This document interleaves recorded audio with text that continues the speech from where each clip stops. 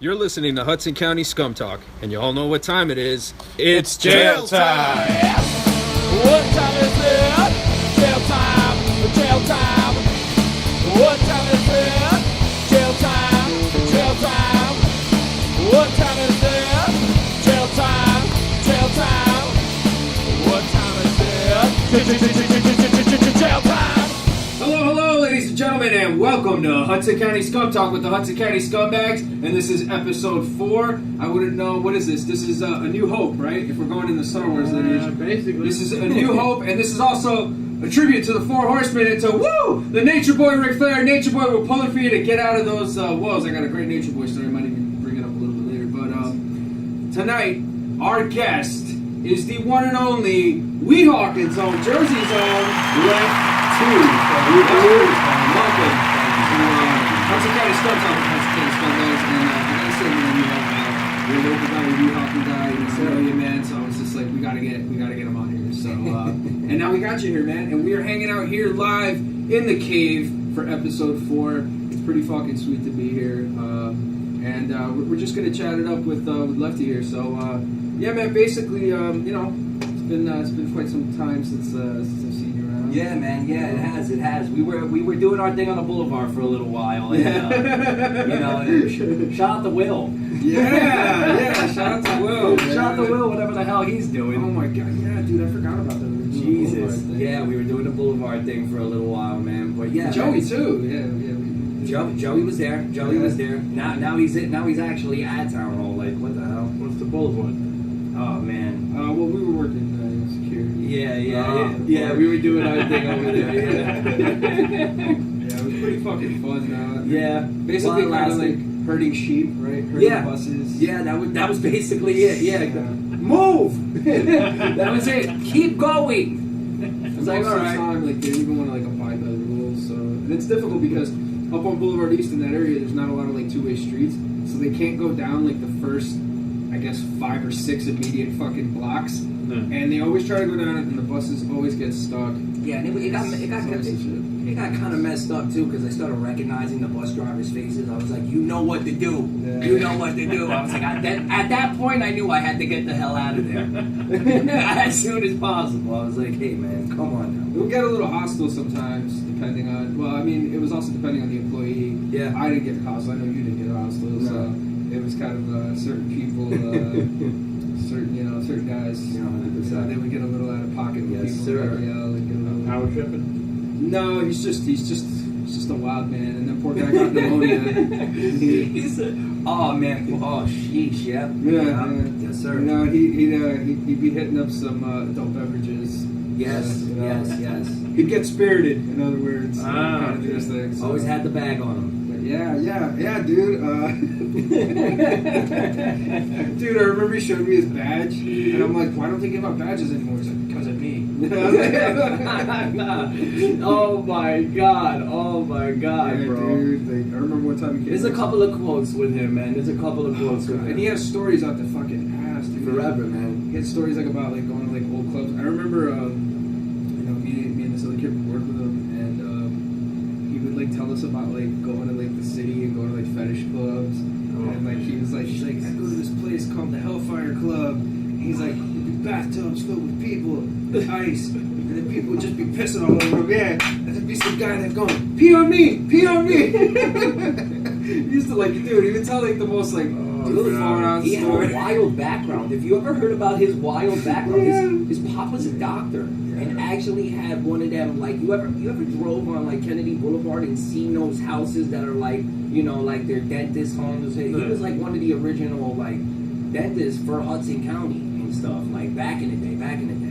And man, we had 7 bathrooms, 11 bedrooms kind of house, and he grew up like that. Yeah. And just a wild life.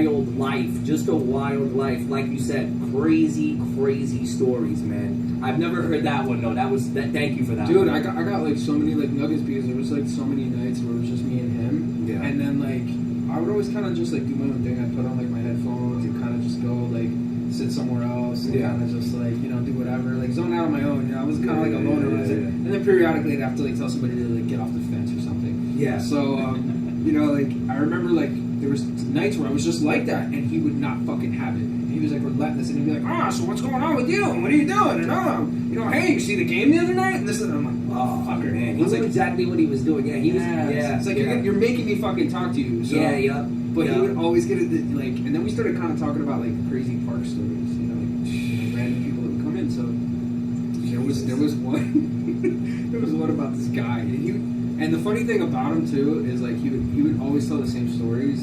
Like at least like there was like 2 stories that he would always tell all the time, and act like you never fucking heard it. And I was just like, oh, all right, man. I thought you told me this already, man. One of those. Yeah, one of those guys. But yeah, dude, he told me the story about like this guy that came in, and he went to like one part of the park, and he was like sitting down there, and he was drinking a beer, and like the guy was there, and he was just like the guy was just sitting there for a long time. And he's like, dude, he's like, I think I saw this guy like 5 hours before. I thought he left. And he's like, he's downstairs, like hanging out in the pit down there. And he's drinking a fucking beer. And finally I realized, and I'm like, I go down there. You can't drink fucking beer down. You can't drink beer here. Yeah. It's like he didn't give a fuck. He talked to like people however. And I tried to. He talked to anybody. Oh man, you have no idea. Oh my god, there was times that I thought people would be waiting for us outside of the fucking park. At least I have a block This an down. older guy? No. Yeah, he's an older guy. So, but I mean, we have like a semblance of couth. Like you're a personable person. I'm a personable person. So like, we're polite and like we can speak to people. So yeah. But this dude, like, he just goes to like, what the fuck's your problem, you asshole? So, oh my god. So he goes down. He's like, hey, what the fuck are you doing? You can't drink a fucking beer here. And the guy looks at him and he's just like, when I was younger. Was he like you sound like the fucking principal from fucking Back to the Future. You're a slacker, McFly. No, this is my park. This is my park, and people turn around and be like, I'm gonna call the cops on you. And he's like, I am the law. Like you'll get like down and gritty like that. It's like respect my authority. Yeah, exactly. That's pretty much what it was with him. But yeah, so he he goes down to the guy, and the guy fucking like he's like, you can't drink the fucking beer. And the guy looks at him and he's just like, when I was younger, I used to suck my brother's dick. And he was just like, what? Take your time down there. No, he threw it. So he's like, Throw him the keys, right? When you're ready to go. When you're ready to go. Holy. He looked at him and he was just like, get the fuck out of here, you fucking weirdo. And he's just like, I fucking like, I just like started like kicking towards him, like to get the fuck out. He just started kicking towards him like a picture I'm trying to kick, dude. Yeah, that was the other thing. He was even Oh, no, dude. That's so fucking But the park was wild. The park was a wild time. The park was a wild time. But speaking of wild places, we also had a lot of time over at Memex Studios. Yes, we did. Yes, we did.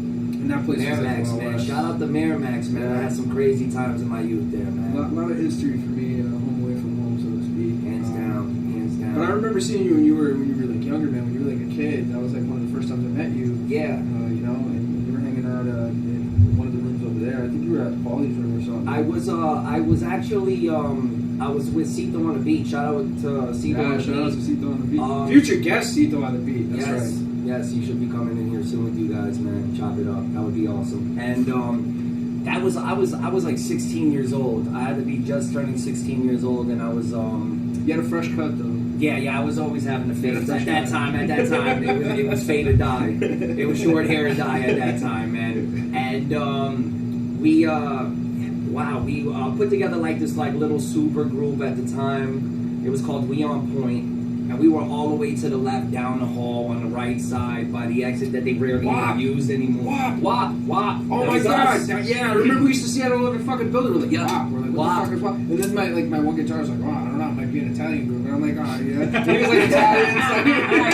Yeah. The secret's out. That was definitely it. But yeah, long story short, I was messing with this DJ. He went by the name DJ 201, and he had like a really good buzz.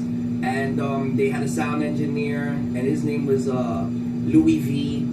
And we got together, we did this like little clique, man, and we had a pretty good buzz. We used to do all the shows, remember like Studio 45, yes, and all these kind of home the legendary Studio 45, rest in peace. Yeah, man. It's a shoe store now. It's a discount shoe store now. Jesus, I can't even think about that. Are you kidding me? It's a shoe store. Discount shoe store. We used to line that place up down the street, man. Down the street, and it would be terrible at the same time, because it would be like a teen night, like gang fucking. It would be like a whole gang meeting over there, like, oh shit. Right on Beeline. DDP and the Dreamies would all meet up on that shit, and we would have to make sure that they were friends for 2 hours while we had to go and perform there. And it was fucking dope, man. At that time it was just a nutty time in Hudson County, but at the same time, we were killing it over at Miramax, man, and I got to meet you over there. That's where I met Paulie Hustle, and I was always a big Mudslingers fan. Mudslingers got me to rap. Mudslingers got me to rap. Shout out to P and Lone Star, man. Yes, Lone, man. Yes. I run in the Lone. I run in the Lone, the Barbarian. No, let's not forget about Dime D. Dime D. Forget about Dime D. Dime D. Yes. Yeah. Don't forget about Dime D. Yes. Bro. You know, she rounded out the butts. Yes, she did. Yes, she did. And dude, they got me. I swear, man. I grew up on 45th and Park, right there, like a couple blocks away from Miramax. So, like, they used to be right on that block. They would be. Sleazy would come through and turn around and bring out the yellow boombox and just have instrumentals on cassette, and they would go off, and I would be there at 12, 13 at the time, like, oh man, this is easy. This is so dope. This is so easy. I can do this, man. Yeah. This is like phonics. What the hell's going on here? They're just putting words together like this. So I went home, and I remember the first song I ever wrote was on LL Cool J's I Need Love, but I put I Need Drugs. And I was fucking sober as shit. You're looking like a 12-year-old kid trying to just rhyme it out, man. And I remember that's something I really wanted to do. So fast forward into that, man. That's how I got into Miramax and everything. That's how I got to meet you guys and shit. I met a ton of people there. I met the Fat Gang over there and everything. Fat Gang? Yeah, Fat Gang, faculty, man. Yeah, and it was just a crazy experience, man. I love that I got to experience Miramax at that time, man, because it was just a crazy movement for Hudson County, man. It was just awesome, and it was different music going on at that time still too, man. Like, you know what I mean? Rock was still rocking and shit like that. You were doing the punk thing, man, and it was fucking dope as hell. Everybody got along with each other, man. If you went into Miramax on a wild night. And you saw the hallways. It was just fucking unreal, man. It was like a dorm. It was definitely like a dorm. It was like a dorm. You fucking put the nail on it, man. Yeah, man. So Miramax, man. Shout out to Miramax. I haven't been in that building. I was just telling you, I haven't been in that building in a long time, man. I would, if I walk. You ever like went to like? You ever visit an old school and it just felt smaller when you walked in? You're like, what the hell? I gotta go into Miramax and feel that experience again. I never went in through like the middle part either. You know that? Nah, the whole thing's expanded too. It's kind of like it got bigger. I was there like 4 hours ago, but it's still the same fucking dump it's always been. But it's a lovable dump. It's a lovable. Yeah, dump. man. Yeah, man. That Miramax got a piece of my heart. It will always have a piece of my heart, man. So I'm very interested because you mentioned you started talking about like rapping over an LL Cool J song and kind of coming up with your own thing. Obviously, you're a little more inclined to music. With having your father's a musician, your brother's a musician. Yeah, as well. yeah, So my whole it's like, family. Yeah. It was kind of just like pretty much a huge influence. So kind of like talk to us about like what your influences were. Obviously, your father being one. Yeah. Kind of like take us through. I guess your influences that essentially created Lef-T. Well, I always loved music. I always loved music. I remember the first song I ever wanted to learn. It was off the Please Please Me album by the Beatles. It was I Saw Her Standing There, and I was being my uncle was babysitting me. My Uncle Eddie, rest in peace. And he knew I was infatuated with like my father's record collection. My father has the craziest record collection ever.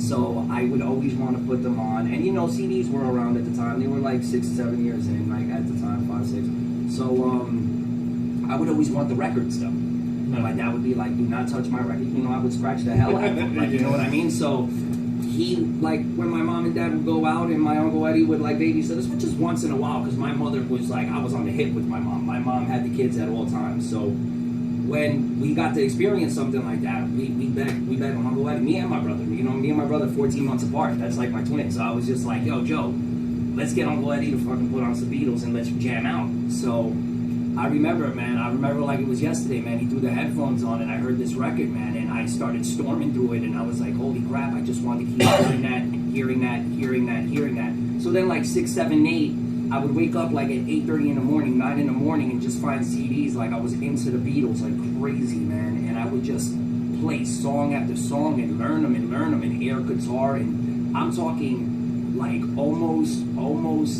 like psychotic the way I wanted to hear music. Almost psychotic. Like I would just learn the whole album. Until I hit Eleanor Rigby. One time Eleanor Rigby came on, and there used to be like this picture of Mother Mary in my freaking living room, and I would hear the freaking violins go off, stare at her, and just shut out the room. It didn't make sense. As a child, it just spooked me the fuck out. And well, long story short, due time, I was never really crazy on hip hop. My cousin Pops and my cousin Mario, they were like super duper into hip hop, and my older brother John, he was like in the midst of like hearing a couple of songs here or there, but he wasn't really into hip hop either. He was more of like on the rock scene and stuff like that. So when I got into hip hop, it was like when I moved to 50th Street, because I was a West New York kid until like 8-9 years old when I moved into Weehawkin and stuff. And I started going outside like every day, 9 in the morning, meeting up with the kids and stuff. And I started seeing what they were getting into and stuff. And I was like, man, I really like this.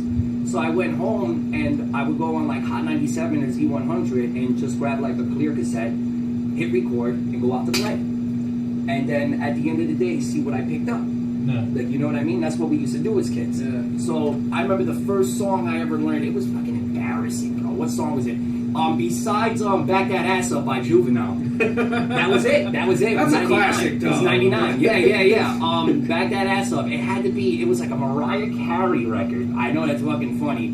It was Heartbreaker, and it was featuring Jay-Z. And that's I right. fucking fell in love with his verse. And he's my favorite rapper of all time. Jay. That's definitely something we got to get into. Yeah, later. sure. And I fucking fell in love with it at that time. That's when I started turning around and just started buying CDs. I was like going nuts, and I was into Kid Rock at the time. You know what I mean? Eminem. That like 98, 99 was insane, man. Oh yeah. I remember hearing the Slim Shady LP for the first time, and I was like, what the fuck is this? Like, this is a whole different thing. So this whole, I know I went really early into like from 5, 6 years old to like 10, 11, but that whole little period is basically what made me, because I started turning around. It was like, it's either go outside and play or go inside and put headphones on.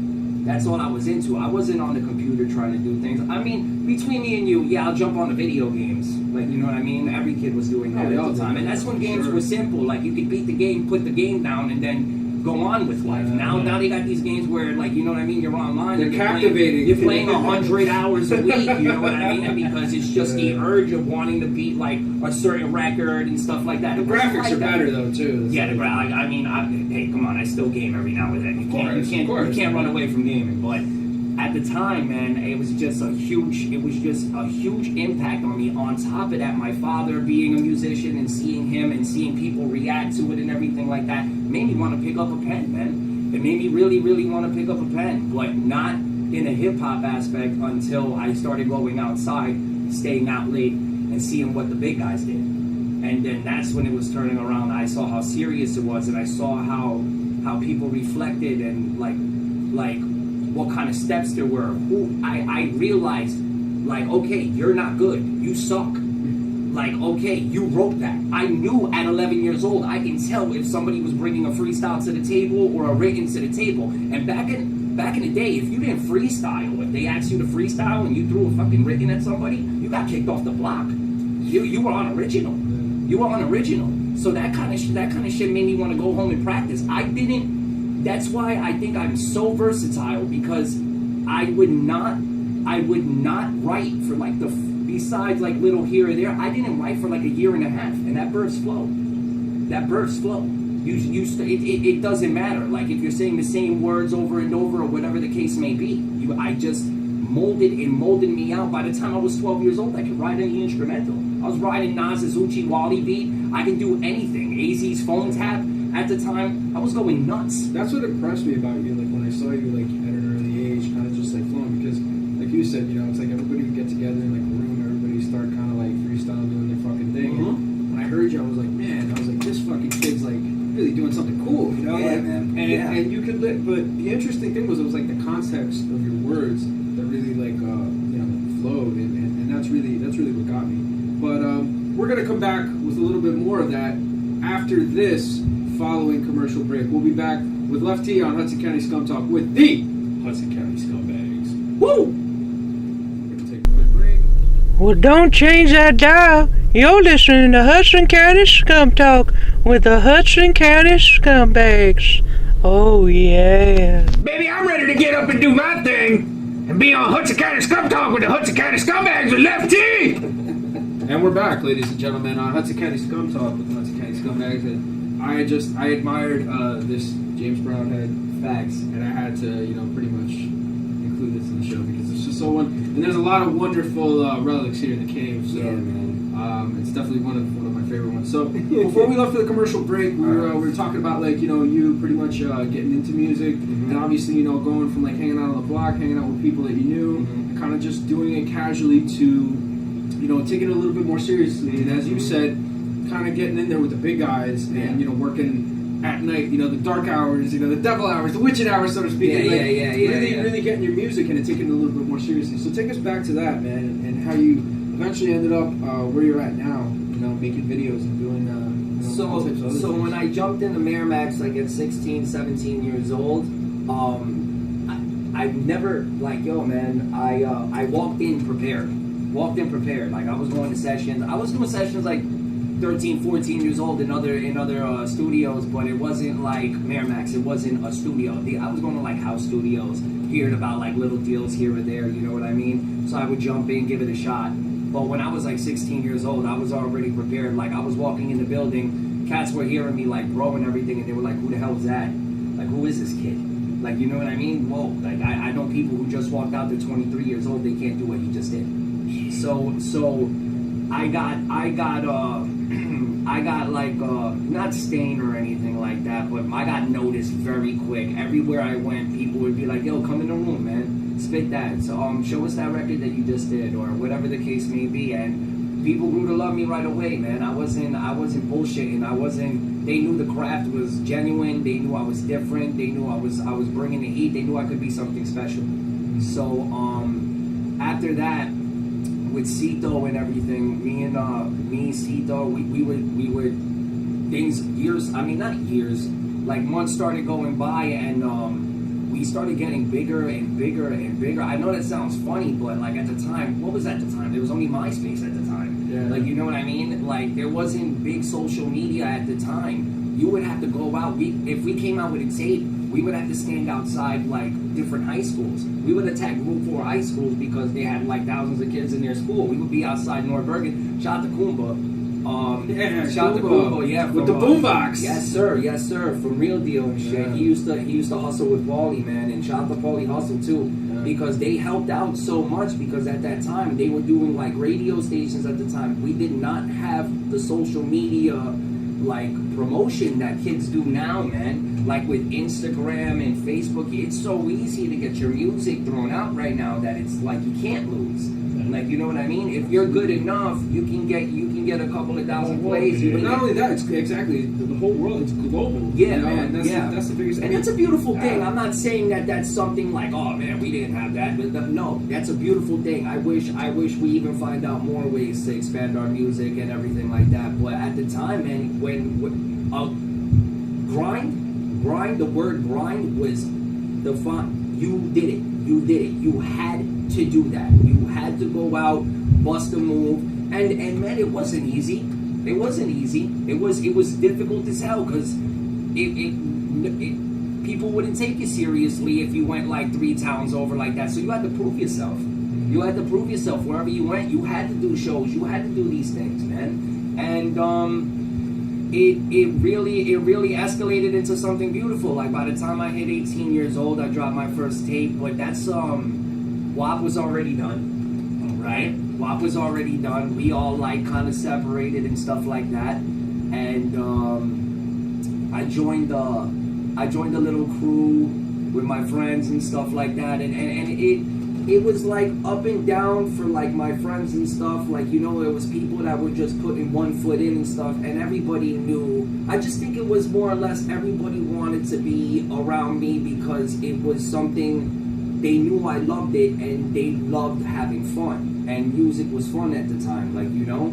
So they had like they took it serious to a point where it was time to put it down, but I could never put it down, man. It was in my life, man. I went home to it. My dad does shows till this day. Yeah. So like, you know, my brother Joey was in a band at the time when I was rocking too.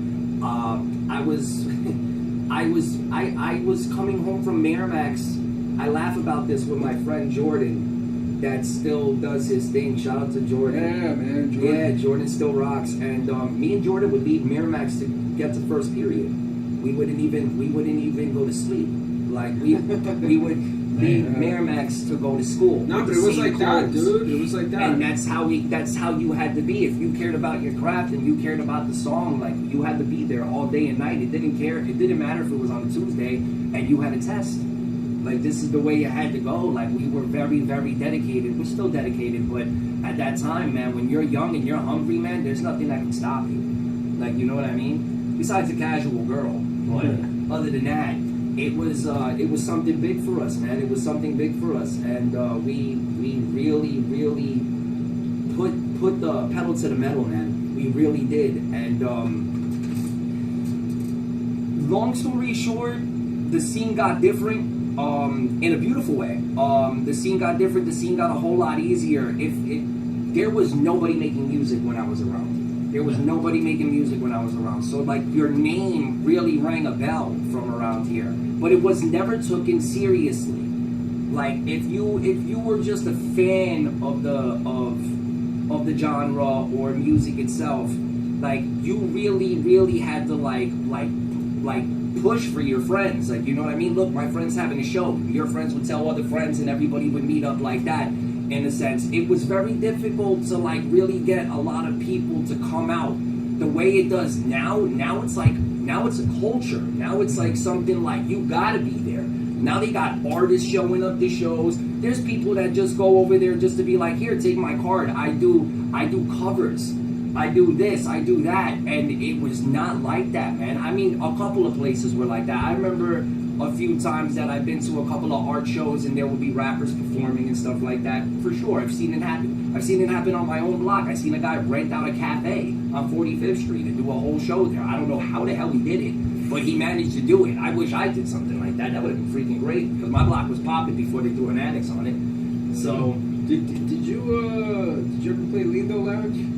Mexico Lindo? Yeah. I wish, man. Nah, you guys got to see it. Yeah, man. Mexico Lindo. We were like the house band at fucking like Mexico man. Lindo at one point. I love Mexico Lindo, man. The back room, man. That shit was awesome, man. That's cool as hell. That was awesome too. It was just like people from the neighborhood would just pop in. Yeah, and then man. and Marky would just do his thing, yo. Shout out to Marky. Master Scum, Weehawkin legend, Hudson County legend. Shout out to Marky, man. Hudson County legend, bro. Marky, man. Great dancer, everything. He's everything. I shit you not. When I was like 15 years old, man, there used to be this kid. He was like an MS-13 guy. He was like in the gang, balls deep in this gang, dude. And he used to be mad nasty at breakdancing, Mexican guy. And him and Marky started like this little clique. I shit you not. And he used to teach like me, Fufu.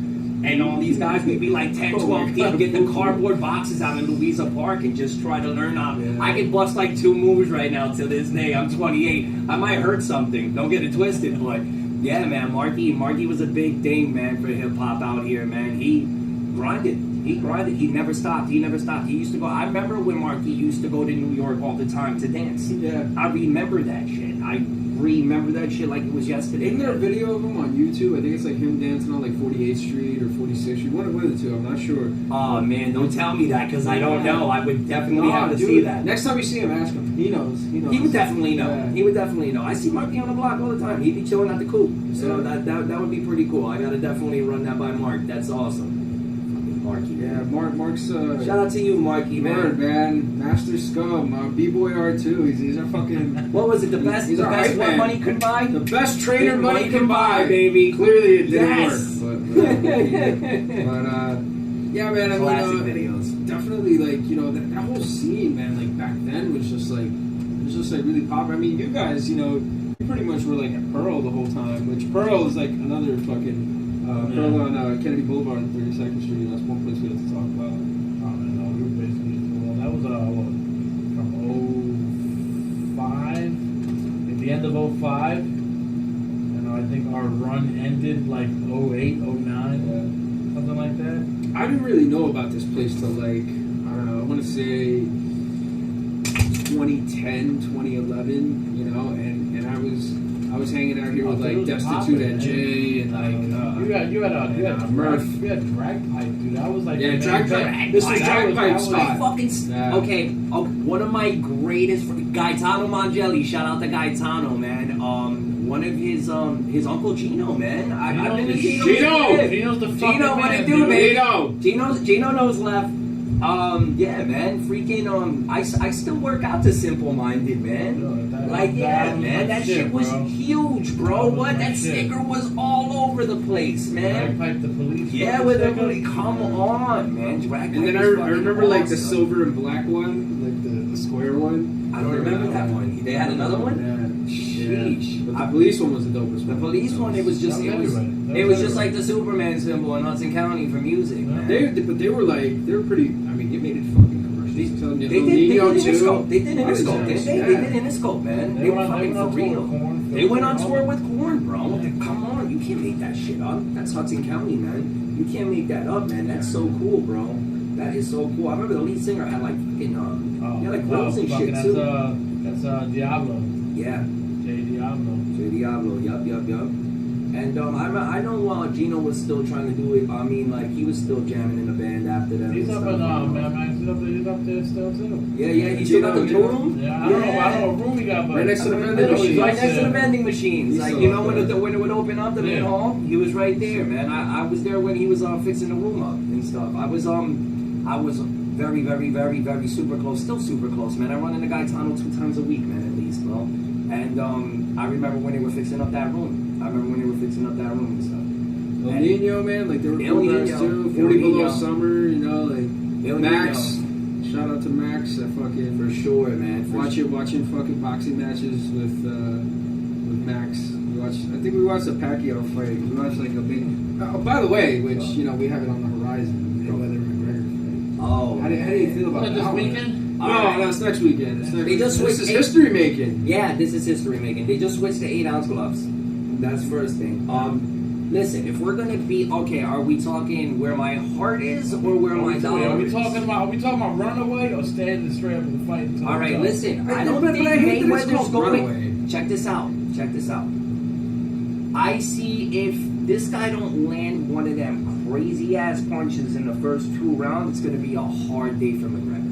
Now, mind you, like this is a crazy thing for me. I've always been a fan of the underdog. I've always loved that underdog drive. Like, you know what I mean? So Mayweather's always been a shit for 20 fucking years, 21 now maybe, and so he was like always like the villain. But now, like, when you hit that certain age, I love old heads that can still beat the shit out of these kids in the games. Like, Bernard. What a guy the way he went out though, but he was still kicking ass. Oh, Bernard, man, that shit 50 hurt. years old though, still winning titles. He fought a fucking legit fighter when he got his ass kicked that last one. It was a young kid, you know. You know why? I think the young kid was gonna give him like, okay, we're gonna go 12, and Bernard rocked his shit one time, and that kid was like bullshit, or he mocked him or some shit, and then it was done. That kid's from overseas. That kid was like, what the fuck? You just embarrassed me. Knocked him the fuck out the ring, bro. He'll still always be the executioner. Man, yeah. His legacy is a lot longer than that. I remember it like it was yesterday, man. That guy walking out with the fucking executioner mask. Well, you know what? You live by the sword, you die by the sword. I mean, that's just the risk you take in combat sports. But I don't know, man. I mean, I feel like it's, you know, like you're saying, man. I mean, if you want to go for the underdog, McGregor's technically the underdog. He's an MMA guy going into boxing. You finally found a guy that can shit talk Mayweather. If there was no gloves he's really involved, good. He's funny. I'm sorry. If there was no gloves involved, McGregor would kick the living shit out of him. Oh no! If we switch sports, no, not sports. It's straight up. Though, man. Put him in a fucking room. McGregor would beat the shit out of him. You can't really diss boxing because look, if the fight's on the ground, McGregor has an advantage, but so does Mayweather. Mayweather can box, and people underestimate the discipline of boxing. Mixed martial arts is obviously a great thing, you know. It's obviously he's a defensive boxer. He's a runaway. If it goes to the ground, he's a runaway. He's not a runaway. He's a counterpuncher. He's the best defensive. He's the best defensive fighter in boxing who ever lived. Pacquiao who should have ever kicked his fucking lived. ass. Well, he picked Pacquiao the should have, but he didn't. Yeah, the hand thing, and Beat him in secondly, the first round. I think it came a little too late, that fight. I think it came a little too late. But That Pacquiao fight. was on steroids. That's what I think. Yeah. He jumped up 7 weight classes and got way more brolic. Yeah. And every time Floyd was like, "Yo, piss in a cup," he was like, "Oh no, you know, I want the Why weight to go couldn't like you this." just piss in a cup? So if we're fucking fine, if we're doing what we're always supposed to be doing, you should have pissed in a cup the second he said it. He shouldn't even have finished his sentence. Yeah. And the piss should have been in a cup. You fucking kidding me? So long story short, this is what I'm gonna tell you. I want to see entertainment. I'm not going for either one. I can't go for either one. I'm just so fucking happy that this fight is happening. I like both of them. Yeah, me too. I like both of them. Me too. If McGregor has a chance in the first 2 rounds, just one of them fucking cockbacks, wrong place at the wrong time for Mayweather, hits him and something fucking shakes his head. Something shakes his head. If that don't happen, and we're gonna see 12 rounds of moving around with Mayweather, he's going to pick you the fuck apart. But they're always. How do you feel? It's How do you feel? Mayweather's house. They're gonna give it to him for those 12. Here's What, they go some- Vegas? Yeah, it's in Oh, his yeah, it's house. in his It's fucking house. in Vegas. It's a boxing match, and you're going against arguably the best boxer, whether you like him or not. Statistically, the guy is the best boxer of this generation, right? Yeah. He's essentially the champ, if you will. Yeah. And Conor McGregor's coming in from another sport. Now, it's a lot more than just Floyd Mayweather versus Conor McGregor. It's boxing versus MMA. You know what I'm saying? It's 2 different disciplines essentially meeting each other. One's obviously, you know, well-rounded and just completely. It's Bruce Lee. Yeah. That's what Bruce Lee was. It's Jeet Kune Do essentially, and then you have boxing, which is just one school of thought. Yeah. So Floyd is fighting for boxing. If Floyd loses this fight, it looks bad for boxing. Whoa. No matter what. Probably the worst thing that could ever happen to boxing. Now, you know what, man? People could be the worst. People blame it on his fucking age. If Yeah, he gets well, knocked the this fuck guy's out. how old is McGregor? 40. No, Well, McGregor. McGregor's- 28? He just turned 30. I think. Yeah, Oh, he just turned 30. He just turned 30. All right. Who else shit talked who, though? Well, I gave it 2-2 though. I gave it 2-2 on the tour. Yeah, I gave the last 2 to fucking Mayweather, man. Mayweather You know what? brought You're this right shit. about that, yeah. I gave it 2-2. The first 2, McGregor came and I thought it was bad. I was like, holy crap, what's going on with Mayweather? Mayweather's using the same tactics that he did that his opponents would. Yeah. And what happened to the opponents? So I was like, oh, wait a minute, something's wrong here. Then by tour 3, like the 3rd, 4th one, I thought Mayweather was upbringing him, bro, with the shit talking, man. So that's why I was like, we got something going on here. And yo, let me tell you something. He would come out, Mayweather came out like the villain, like, okay, no problem. Yeah. No, I've been this my whole life. What's up? So it's like, you know what I mean? It's gonna be a good one. The Put it that thing way. is, everybody before they fought Mayweather, like Pacquiao, for example, everybody's like, Manny's gonna knock him out. If anybody can fucking beat him, it's Manny. Manny's gonna destroy him, and this and that. And even Manny believed it. Manny's like, oh, I'm going to go in there, I'm going to knock you out, and you know, he was believing it. I love the Filipino accent. Yeah, that's fucking perfect. That was absolutely Actually, it wasn't that good when I said knock. It was like knock. I'm going to knock you out. So, but you know, Manny was just like all about it, and he believed it. And ESPN believed it. Everybody was eating. And Floyd was so quiet. And Floyd was just like, okay. You know? And everybody's like, he's going down. He's going. The first fucking round, they get in there, and Pacquiao tries to do what he thinks he can do, And it was and Floyd fucking goes, done. "No, we're not doing that. Yeah, you're right. We're doing this." Yeah, you're right. And Pacquiao, when you look in his eyes, he was defeated in the first fucking round. The first round. There was 11 rounds of we knew who won already. Yeah. It was fucked. What about the other round? There was one round where he had him up against the ropes and he starts wailing on him and Floyd's blocking it. Floyd looks at him, gets right back to the shoulder roll and he's like, Nah, bro, it's not happening. It's just not And his that head. shoulder roll is, I personally think McGregor's never seen something like that. Boxing hasn't seen something like But- that. This guy fights sideways, bro. But It's like Floyd- you're hitting his shoulder the whole time. Floyd has not seen anybody like Conor McGregor. Yeah, I know. Conor McGregor's going to is- be fighting like this and shit. He's he's dynamic, his movement is interesting, and then, like, when he's in there, he gets in that wide stance, and he just, like, dudes will throw punches, and he kind of, like, slaps them down, and it's like, How about Paulie Malignaggi, bro? yeah, but Paulie's out of shape. Of That's course, the of thing. course. No, this guy is a Consider that. commentator. Yeah. He's a commentator. We knew that was happening, but when he was saying the first things that were going on, like, oh yeah, it was even, this, that, and the third, because that was scaring me in the beginning. I was like, Paulie shouldn't, if Paulie in his prime shouldn't be really fucking toeing with McGregor. Paulie never had light strength. He was fast as shit. Yeah. But like it was almost like going like this to somebody's cheek. Like you know what I mean? But when he fought somebody better than him, though, he'd always lose. Oh yeah, come on, fucking. He was a world Broner was the champion, beginning. though. Yeah, Broner was the beginning of that fucking ending. Like you know what I mean? Trust me, I'm Italian. Yeah. You know how boxing goes. Yeah, You like to yeah, ride out. yeah. You like to ride out with your country. Yeah. And fuck, that was an L. That was a fucking L.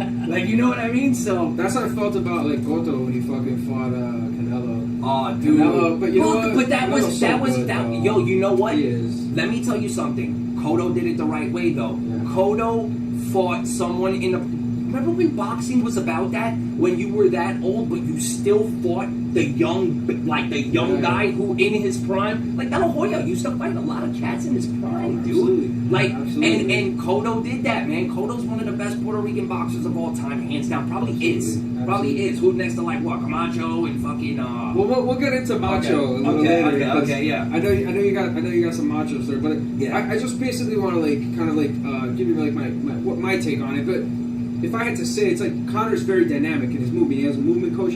If Conor could create some type of angle with Floyd's defense, and that's if Floyd is going in defensively, Yeah. because he's saying that he wants to slug it in there and finish it within 4 rounds. Yeah. Conor's saying he wants to finish it within 4 rounds. So it's interesting because Floyd has the hand issues. Is he really going to knock him out? Like, what's he going to do? But I think Floyd is so hell-bent on defending boxing that he just doesn't give a fuck, and he might turn away from himself, and that might be the advantage that somebody like Conor could use if he could land that left on him, because that's the thing. Nobody's been able to frustrate Floyd's game plan, but it could all be mind games. We don't know. So I think Conor has a puncher's chance.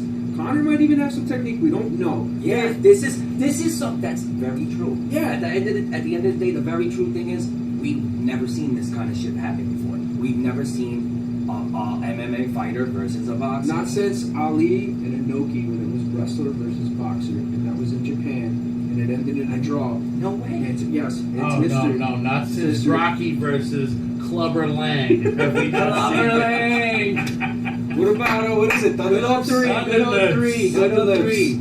He fought Hogan in that one too. Yeah. He fought Hogan in 3. Yeah. But I mean, like, it was Ali and Inoki. Inoki just got on a guard, and then Ali tried to punch him, but Inoki would kick his legs, and that was it. I gotta see that. I've never It's on seen YouTube. Ah, but they're I both should winning, though. definitely Make never what? see that. McGregor gets what? 140 million. Well, And this obviously guy gets Floyd wins. 500 million or something like that. What do you think of the Floyd, fight? Floyd changed his life, I'll tell you that. You Oh. gotta thank him for that, you know what I mean? He changed his bum life. So, well, let me ask you something. How much does this guy get at the end of it all? What's his name? Why can't I think of his name? God, it's in the back of the guy who runs MMA. Dana White. Dana White. Oh, How man. much He's Dana got White like is? 200 million. He's got like 200 million. You think it's gonna go down like with a knockout? What do you think? I mean, that would be the ideal thing for it to happen. I don't think so. It's gonna go to Okay, draws. so let me All tell this you. shit goes to draws, man. Let's end it like this. Where do you see if we're just gonna say Points. this? How about this? We're in the middle. We're in round 10, right? Let's just say we're in round 10. Is McGregor tired? Yeah, fuck No. no. See, No. see, this is what I'm talking He said about. he's doing his cardio and all that shit, man, but He's used the 5-minute rounds Yeah. with cats that are yo Diaz was fucking a lot heavier than this guy, bro. This guy And went up, this guy Connor went gained down. weight. Connor gained weight. He wasn't Mayweather used to stayed holding still. that. Mayweather stayed still Yeah. with his weight like his whole time. If you want to Connor see me, you boxes meet me. later. And he fights later. So I mean, I don't know, man. You know, it's Connor has the conditioning to do it. Connor's not tired at 10. Connor has the condition. But here's the thing: you're sparring. That's one thing. This is his first camp. This is his first You're boxing right, we're match. not kicking, we're not grabbing, You know we're what not I'm on the saying? floor. Yeah. This is huge. Yeah. This is But huge. you're bro. not competing against a high-level elite boxer. Not to say that his sparring partners are, but they're just there to get him ready, Yeah, but to kind of boxers get him are- into the match. Yeah. They're not competing with now him you on an got to think elite about level. boxers They're aren't not. killers. He's used to fighting killers.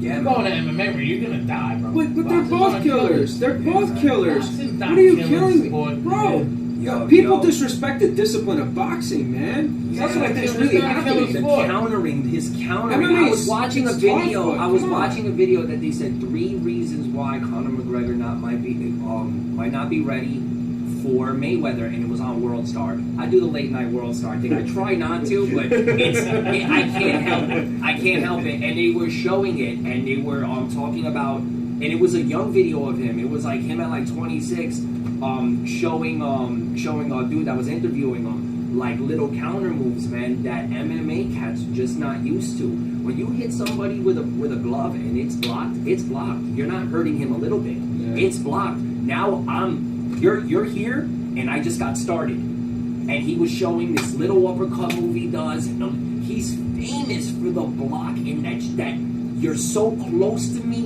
in jam that I think Mayweather's gonna rock his shit a couple of times, man. But I don't mean to say it, but I love to see McGregor woozy him up a little bit, like hit him and him go like one at least like that to You want to hear that crowd go, oh, Me too, bro. Me too, man. Me too. That shit's gonna be dope. I can't wait for that, man. August gonna be 26th, exciting. right? It's gonna be pretty exciting. Irish though, man. Well, Fuck him to fight. and he's true Irish. He's true Irish. Man. Shout out to my homeboy Mick, Kenny Cooper, owner of Ryan's Daughter, one of my favorite pubs, and one of New York City Football Club supporters' favorite pubs, NYC FC. Wait, the place is called Ryan's Daughter. Ryan's is after a movie.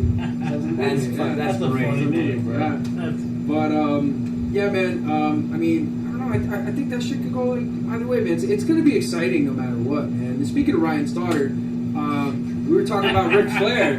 That's where I met Ric Flair. Ryan's Daughter. Crazy. Ryan's Daughter. I met That's Ric Flair there. crazy, man. Ric Flair, the GOAT, man. Well, legend. Bruno said he's not the GOAT. Who, Salentino? Bruno says Ric Bruno's Flair's not the salty. GOAT. Bruno hates him because Flair talks shit on him. But, Bruno Sammartino. but then Bruno says, you've seen one Flair match, you've seen them all. Yeah, man. I mean, hey, man, that's 16 times, right? Is it 16 or 17 now? 16. 16 in the WWE's eyes. Ah, man. He's won more than that though. He's won 25. Yeah, man. He's just one of the most entertaining things that ever happened to the sport, man. And he still gets me going, man. I hope that guy. I hope he recovers fast, man. That's a legend in the making. I can't wait for his 30 for 30. Everything about him. I mean, come on, hip hop today, athletes today, they're sampling the guy. Come on, he has one of the greatest quotes of all time with the gator shoes, jet flying limousine To beat ride. the man, you gotta beat the man. Yeah, come Bro, on, when I was man. talking to him that day, he was coming back from I think either the Source or Vibe, one of the two. Come and on, he's like, yeah, man. He's like, yeah, you ever heard of Post Malone? And I was like, yeah. He's like, I'm hanging out with this Post Malone kid, yeah. Like, gave him some T-shirts, And I was just like, oh shit, like, yeah, dude. And I'm like, Ric Flair's giving fucking Post Malone T-shirts, like, Dude, I shit you not. I'm sitting on YouTube a month ago, and I'm watching this thing because I'm kind of into sneakers. I like the whole history of sneakers and stuff like that. So they have this thing on Complex. Complex does this thing now where they shop. Complex, that's what he was doing. Okay, that's what he was doing. And bro, Complex did sneaker shopping with Ric Flair, bro. Yeah, and he knew his shit. Flair knew his shit on sneakers. Like, bro, he knew about his LeBrons. He knew about his Jordans. It was nuts. I was like, he was hanging out with LeBron. Yeah, man. Dude, he's a sports star. He's friends with LeBron James. And he was like, I was at the finals. He got into a fight with a Warriors fan at the finals. Ric Flair's like 67 years old. Dude, he's getting into fights with like Warriors fans, and he had broken his hand. Oh, and I was just like, his hand was like all like taped on. And I'm like, what happened to you? He was just like, he's like, I broke my hand, At the Warriors game, LeBron brought me out, we're hanging out there, Some fucking Warriors fan gets stupid with me in the fucking bathroom, so I punched him. He's like, motherfucker ducked down and I hit the wall. I was just like, what the fuck? Like, holy yo, Ric Flair, pulled him man. apart. Ric Flair's still getting into shit. Yes, man. Yes, he's still relevant. I love him to death, man. He's a pop culture icon. Yes, for sure. He's transcended For sure. wrestling. Like he's just so much bigger than all of it. And For sure. He's just. I mean, I think he's had like an influence. But you know what? I love the guy to death, man. He was one of the ones that made me believe wrestling was real when kayfabe was popping. Yeah. But there's only one motherfucker who's the biggest thing in wrestling. I know everybody hates to admit it. Worldwide, it's fucking home. No. Yes. Okay, I gotta be honest with you. You go to any Steve fucking Austin. country, no, I gotta be honest with with you. and they go like this. Hulkamania, No. the Hulkamania era. Steve dude. Austin. Yo, If you go to a third world country and they'll be like, oh, that's that thing Hulk Hogan does. Okay. Okay, listen. Come on. Stone Cold The Rock. That era was retarded, by the way. The Undertaker. Stone Cold versus like Stone Cold versus wow, why can't I think of his name? Bret Hart. That like little era was freaking intense. Go to the Amazons in Brazil and you see those people talking, they'll be like, oh, Hulk Hogan. Yo, Hulk Hogan is listen. Hulk Hogan, besides his fallout, because that shit broke my heart. Yeah, that But he comes from the era, though. He comes from the era. There's no excuse. There's though, no dude. No, it's not an excuse. It's just you know how I feel. You know It's how I in feel. him. Check this out, Pat. You know how I feel when I hear like people ask me who was your favorite growing up. So I'm sitting there, and you know, like I love The Rock, right? But if it wasn't like Cactus Jack, it was definitely Hogan, man. Yeah. And when he pulled that move a couple of years ago, bro, it was almost like you bite your tongue to say it, but I had to keep it honest. Like, you know, Hogan at the time when he was red and yellow, even black and white with the NWO, You gotta he look was at it so like this. You badass gotta look coming at it out like to this, slightly turn voodoo child and shit. You gotta look at it like Everything this, about man. him, that shit broke me down. It's like with Michael Jackson, dude. You separate the music, the art from the person. Well, but Michael, there was Separate the art from the there was person. realistically no concrete proof that Michael Jackson touched kids. There was no like videotape of Michael Jackson grabbing a little kid's cock. Can we talk R. Hulk Kelly? Hogan fucking said it. What about R. Kelly? R. Kelly, too, He same pissed- shit. You know what I'm He pissed on the saying? kid. He pissed on the Come kid. on, come on, Video. come on, man. You know it's. Well, I mean, you know. But here's an interesting statistic, and this is why I say Steve Austin was bigger. Steve Austin did in 1 year monetarily and superseded it what it took Hulk Hogan 8 years to do. I can believe that, hands down. Stone Cold Steve Austin. It was a shorter time frame, no doubt, but Stone Cold Steve Austin could walk into a building, pop a fucking crowd, and everybody, every fan across every fucking board, demographic will fucking cheer for him. No, Same thing with Hulk Hogan, though, too. No, you're totally right. You're right. But if it wasn't for Hulk Hogan, there wouldn't be no Steve Austin. Come on. Oh, We yeah, wouldn't yeah, have yeah. a freaking. And if it wasn't for Bruno Sammartino, there wouldn't be a Hulk Hogan. Yeah, that's 100%. You know what I'm saying? That's And if it wasn't for, you know, It's a very like true- it's a very true any of these statement. fucking guys, you know, like if it wasn't for Buddy Rogers, there wouldn't be Ric Flair. Buddy But Ric Rogers, Flair was man. bigger than fucking Buddy Rogers. Let's be real. Yeah, that's the original You nature. know what I'm Buddy saying? Buddy Rogers, yeah. So I Way mean, better. my favorite wrestler all time. Here we go. You don't know who it is. Ric Flair. Oh. Who's your favorite wrestler of all time? man, All like that time. sound. Yeah, take a guess. Wait. Were you part of the people? Remember when like the wrestling era was going nuts and people would do like outdoor wrestling like in the parks and that? Maybe. Yes. I was in the crowd, dude. I was in the crowd. I used to love when they used to come, dude. All right, so if I had to guess, is he hardcore? No, not at all. Not at all. Ultimate Warrior, maybe? Macho Man. He was my favorite wrestler when I was a kid. Though, Ultimate Warrior, but no. Undertaker, we going? No. Okay, go. You gotta hit it. I guess too much. My all-time favorite wrestler, Heartbreak Kid Shawn Michaels. Yes. hate him, bro. Sweet Chin Music. Oh man, when he kicked And when he that's kicked why. Diesel out the Royal Rumble, I remember that, man. That Do you was like see one of the this? crazy. Do you see all this stuff that you're doing? I hate him. I hate him. When he kicked him over the top rope, when he did this.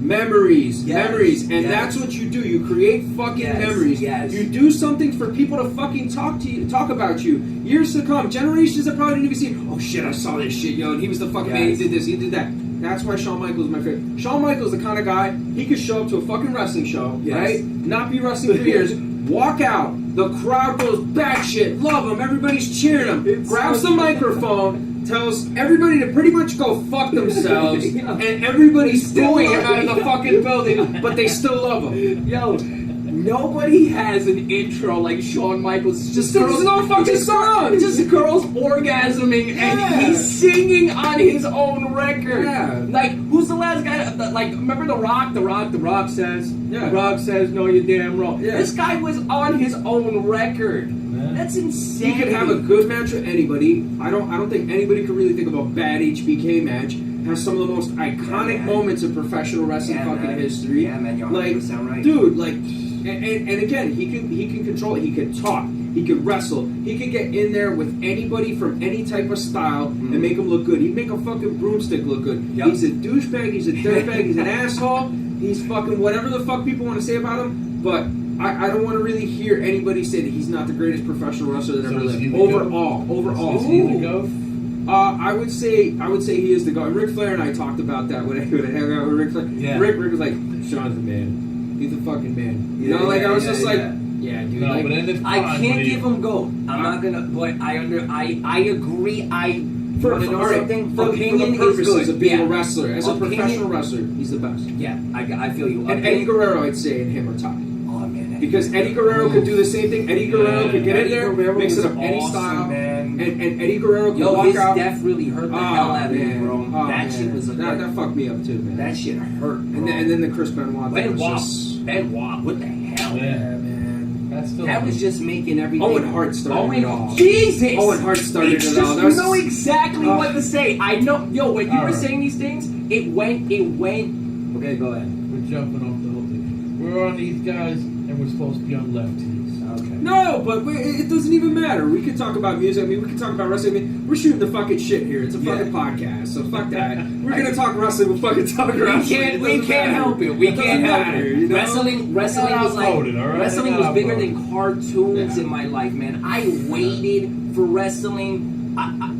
You have no idea, man. You absolutely have no idea. As far as regular Nintendo goes, wrestling was like church in my house. It was a great time, man. Yeah, It's just a man. great time. That's like one of my favorite. I videos remember of the all time 1, every 2, year. 3 kid. Yeah, dude. I remember before he turned Pac. Yeah, man. I remember Dude, fucking all like that, man. what was the game? No Mercy for fucking Nintendo Oh, 64. yeah. Dude, the Nintendo 64 Mercy. wrestling games were the Oh best my fucking God, wrestling games. that was insane. They were No insane. Mercy. Like- No Mercy was like the front cover is just them grilling each other. Yeah. Like, they were just like, no, look I at think that. that was Revenge or like Oh, World okay, Tour. What did okay, you? yeah. NWO and No Mercy, those were the three main ones that you did. No Mercy was the coolest because it had the ladder match. Which one sucked? Wasn't it like one that it could have been great? Was it Legends? Remember the Legends one? Yes, they- that was Yes. fucking. That That was broke a my heart because you disappointment. wanted to play with the Legends. Yeah. Like, you know what I mean? It had like Rick Rude. It had like Mr. Yeah, Perfect. bro. Everybody We had brought. to do chain fucking wrestling. Right, That shit, Rick man. Rude, bro. Rick Rude, man. Oh my god, dude. Yeah, that was. Yeah, he mixed two fucking pills together. There was fucking Jake the Snake, man. How about the arcade game? How about the arcade Oh. game at Timeout? What the fucking was that? With the Oh, Ultimate Superstars. Warriors? No, Superstars. my Dude, God. Timeout, man. That was like the Timeout, spot man. back in the that day. was the man. shit with the Yeah. panda out front. Oh, dude. Yeah. They had the pool tables in the Yeah, front and then in the pool back, tables the on the arcade. You talking about that arcade? Yeah, 48th yeah. and Broadway. Oh, Yeah, that was the shit. shit back in the day. man. Yes, man. I could tell you right now, if we could vision it, I could tell you where the Superstars was. Yeah. Lined up, man. I remember that game like it was fucking yesterday. Jake the Timeout Snake. was like the place to hang out. Like That when you were was one with the underage, you Road could get Warriors, bruised. Yeah. Hawk and Animal were in Alright. it. Bro, you know how big wrestling is? I swear to you guys, bro. Ask my brother Joey. My kindergarten photo. My dad was like, my mom went batshit because I did it. My dad made me do the bushwhacker face on my kindergarten photo, and I did it. I did my silver sweater, and I did the bushwhacker face. Gangster. And my dad told me to do it. My mom was like, "It's his first fucking year. What is going on with you, Joe?" And he was like, "Yeah." My dad was nuts, man. And Dude, that's wrestling, man. Yo. Let me tell you something. I am so happy that we're on this podcast breaking down wrestling, yo. That is man. lit, man. Yeah, That is we lit. shoot You're the not shit. gonna find We shoot the anywhere shit. like this. This is lit. Yes, I Dude. love it. my fucking 8th grade photo, it was me doing the people's eyebrow with this terrible like mushroom cut. Just me doing the people's eyebrow like that. That was my 8th. And my mom's like, "You couldn't do anything else. You couldn't do anything else besides the fucking people's eyebrow." Oh I was like, "Yeah, man, Mom." yo! Oh my God! I was in a Simba sweater doing a bushwhacker face, man. My family still laughs. That's still a family joke. Like if my family gets together on Thanksgiving, Christmas, we always bring up my bushwhacker face, man. Oh, bro, I wish I brought that. You know what? I'm trying to send that in so you guys can add that in. Oh real my quick. God, that would I be promise so you. I legit. promise That would you. be I'm so telling you, legit. this is super legit. I am 100% telling the truth. I did this move. It was terrible. It was insane. It was like it was such a crazy thing in the house when I performed. I can't that. wait, dude. I can't wait to like make my kids do stuff like this. My wife get pissed at me afterwards. It's gonna be hilarious. That's awesome.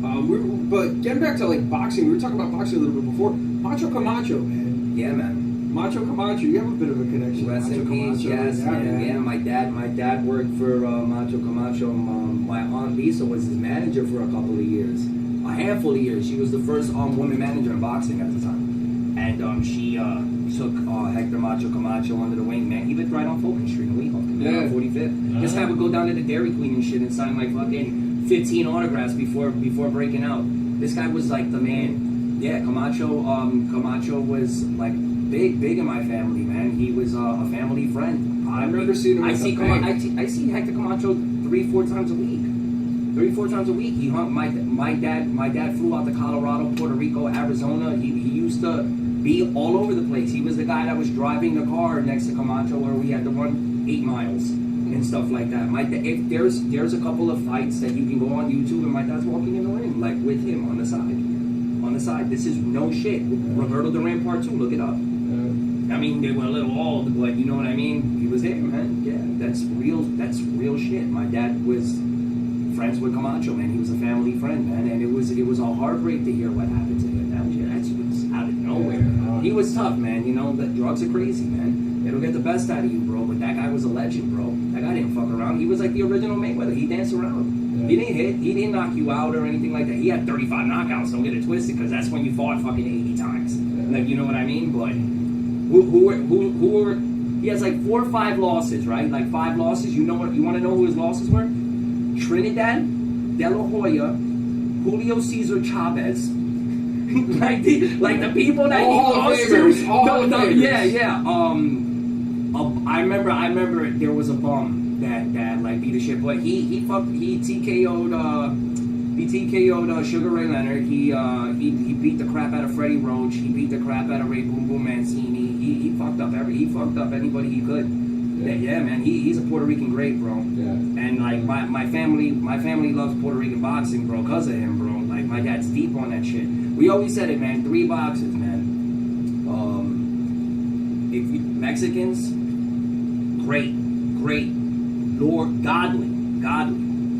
Take a beating, bro. Just don't keep taking. Puerto Ricans and fucking Black Americans, man. Those are the 3. Those are the 3 best fighters. Those are the 3. You cannot fucking jump in the ring. You're gonna get your ass kicked. My dad would say it himself. He's like, the blacks are the best boxers. He told me that blacks are the best boxers. Yeah. They that's what he always told me, and I was like, them three are. If you're boxing, that's what you are, man. That if you're in the ring, you don't want to fight. You do not want to fucking fight them, hands down. And now you're getting cats like fucking Triple G. You're getting these, you know what I mean?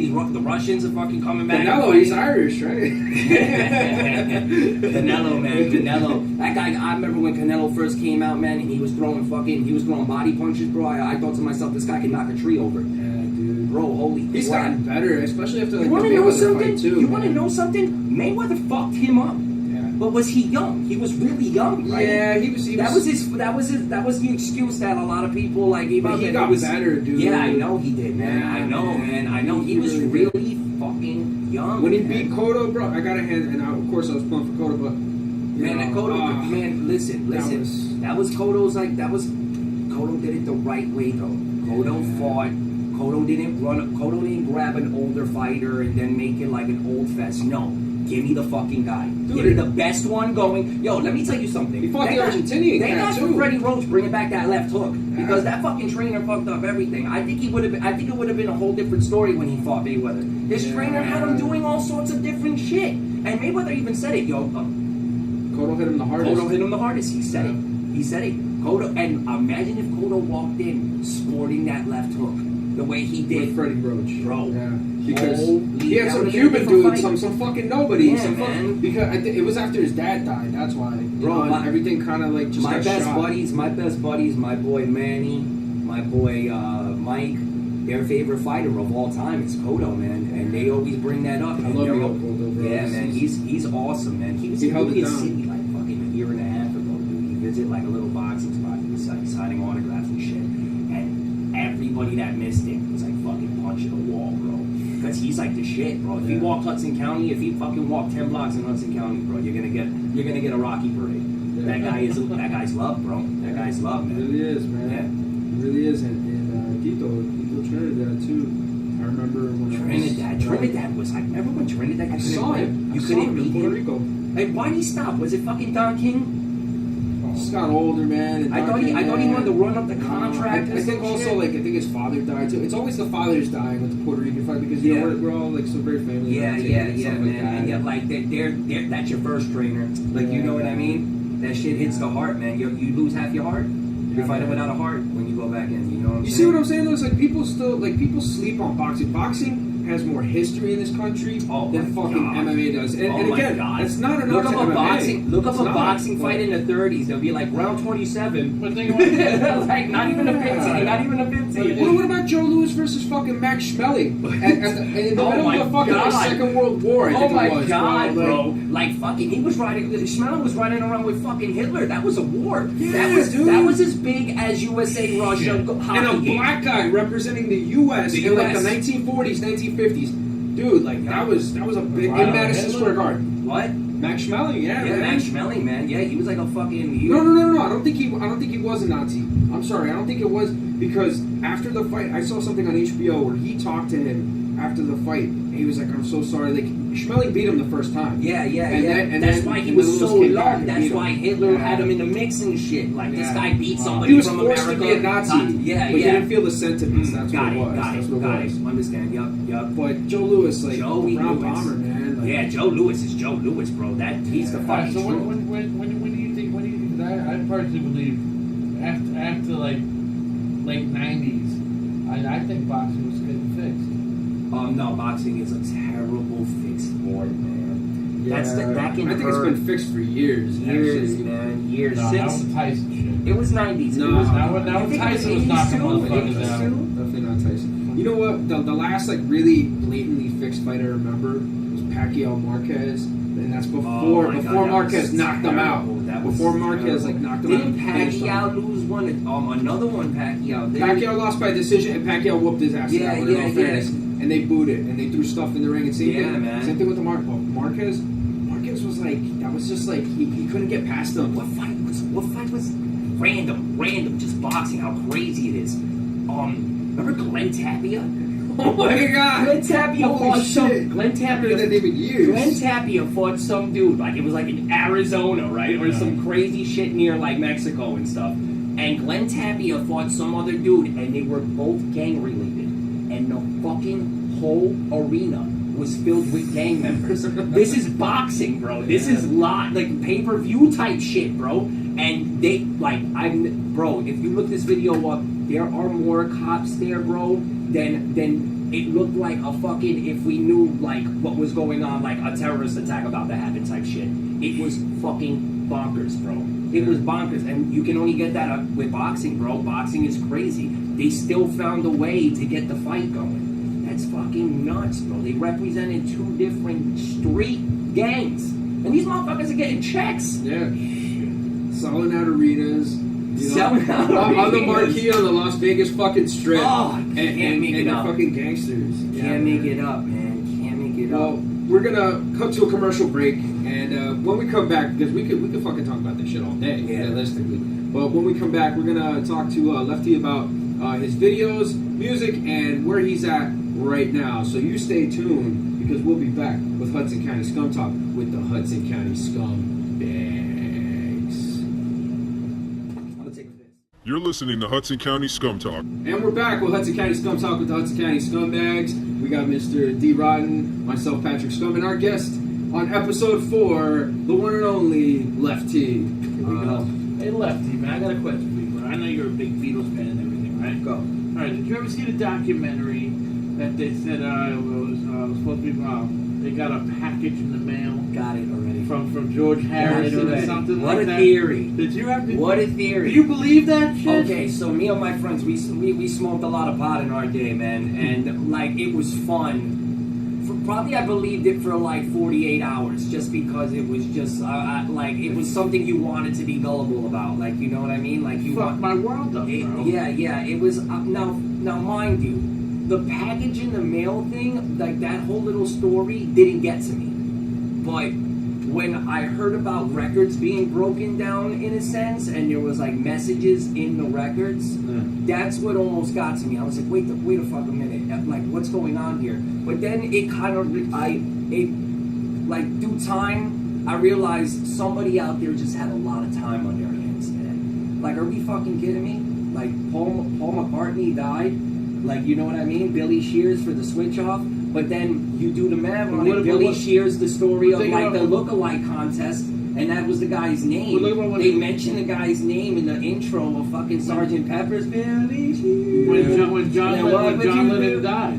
What's They up? showed a video when John Lennon died. They went to Paul when John died, and he looked like he didn't show any emotion. Yeah, that was fucked up. Yeah, How I know fucked exactly what it you're is. talking about. That's You're talking about the interview on in the news. Yeah. I saw that as well, and it was like when you add that's kind of fucking shaky too. Like one of the first diss records of all time is John Lennon. How do you sleep? How do you sleep? And he even said those freaks were right when they said you was dead and shit like that. But you know that's a metaphor saying like you know what I mean. The only thing you wrote was yesterday. You know, just shooting the gun. George Harrison played leads on that. Man. George Harrison played leads on that. So long story short, that's a big ass question mark. I mean, it's Paul, right? It's Paul. Like, you know it's Paul. It's definitely Paul, man. Or is it? I don't know, man. You gotta watch that documentary. Yeah, I haven't seen that documentary. You want to know something? I haven't seen that not the documentary itself, but going along the theory. I haven't been, like, updated on that theory, boy, in, like, 7 years, man. 6 years. So that was something wild. And then the documentary came like a little later than that and stuff. The tape that came in and stuff. But the way the documentary was shot, it was almost like, you know what I mean? It was almost some shit like Ancient Aliens in a sense. It was like, where the fuck are we going? It's a little hokey. A little hokey. That's how I felt about it. It was cool to believe for the time being, and then it disappeared really fast. Because reality made it seem like, wake the fuck up. He's not dead. Like, this man went on to do Wings. Yeah. And this man went on to do, like, big shows in, like, Russia. Like, that concert he did in Russia. Like, and all those things like that. And how he continued to be... I saw Paul McCartney at Bonnaroo, man. That's awesome. Did he get all the music rights back? From Michael? Yeah. Did he know. end up getting everything back now? Or? I have no clue. I doubt it because think about it. Their music's on Apple. Yeah. You know what I mean? When the Beatles were on Apple, that they had commercials for that. You can get Beatle right, and that was huge. It's like damn. It was big when they went to streaming. Like I think they were even on like Xbox Music. They were like on Spotify. Yeah, and man. Yeah. So that I doubt that Paul owned it. I mean, Paul wasn't owning it in the heat of his like not the heat, but like in the '80s when he was like rocking and writing with Mike. He had a sweet mullet though. Mike stabbed him in the back. Say, yeah. The girl is mine, dude. All that shit is like dope man. shit. Yeah, Mike stabbed him in the back. Mike stabbed him in the back, man. And he moonwalked out. Moonwalked out in the coolest fashion.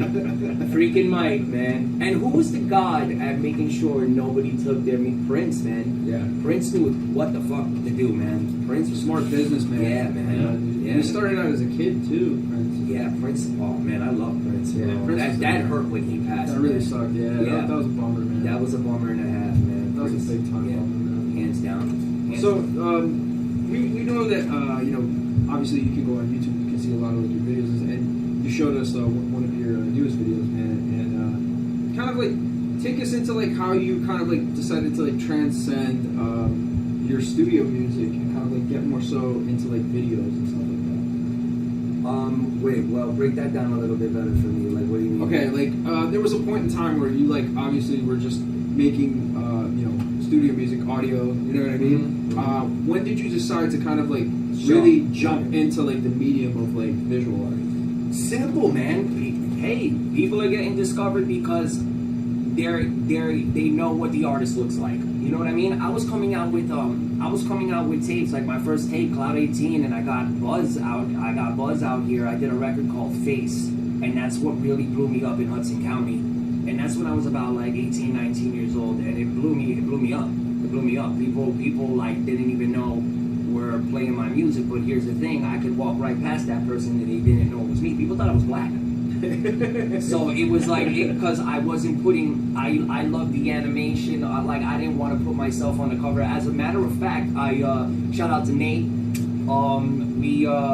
I'm actually doing my first cover that's actually a photo of me on the cover, finally, after 12, 13 years of making music, like sending my music out and stuff. I've been making music way longer than that, but like actually showing myself and showing my face on the cover. I was always into like cover art and hitting up different artists and stuff like that. I was always a big fan of that. I would always take my dad's albums and look at the covers and stuff, and it would always be different things, beautiful things, whether it was animation or a photo of a beautiful scenery or anything like that. And I was really into that kind of stuff. And I never really showed myself, and it happened. It finally happened. Somebody was like, man, you gotta show yourself, bro. You gotta show yourself. What the hell, man? You don't got no videos. This is where people are getting discovered. You know what I'm saying? So I started jumping on and doing music videos, man, and it benefited off me. I did a video with Cut and Print. Shout out to Cut and Print, and we shot it in the cave, and it was called Coolio, and Coolio got me my management. Like, you know what I mean? And that set me off to start getting on Hot 97 and stuff. It wasn't the record that got on Hot 97, but it was it got me thousands and thousands of plays, man. I'm talking like we put the video down. We had to actually take off the original video with thousands of plays on it and put it back up and still reach like a freaking high-ass number. So it was like, whoa, like we got something good here. Like, you know what I mean? I got to start shooting videos. So I started shooting videos, and shout out to my partner, my left-hand man. He's down in Florida, man. He's doing a whole switch, like a whole life-changing experience, and I love him for that. Shout out to Moochie, man. That was like my rap partner and stuff like that. We have like 4 mixtapes together and stuff, and he's his own single artist too, and he kills it. And I couldn't have been more happier to partake of being a part. Like, that's my rap partner. Like, you know what I mean? That's like my guy. That's my left-hand man. That's like, you know, that's like John and Paul right there if we had to sit down and write music together, man. And that's no one's ever seen anything like me and Mooch, because Mooch was like straight from the street, you know what I'm saying? And I was that kid that was straight from the burbs and stuff like that was still going out, and we were still making heat, and people have never seen like that kind of pair, you know, that kind of combo and stuff. So when me and Moochie were doing videos, we did Mooch and Tone. And I remember it was so catchy because people were like, I was walking into people and they were like, you're Mooch and Tone? Like, Mooch and Tone. Moochie and Tone.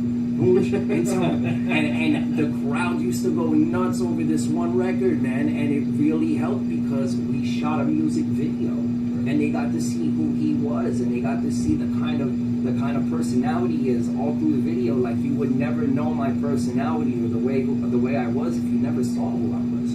You know? So music videos were huge, and now music videos are practically everything.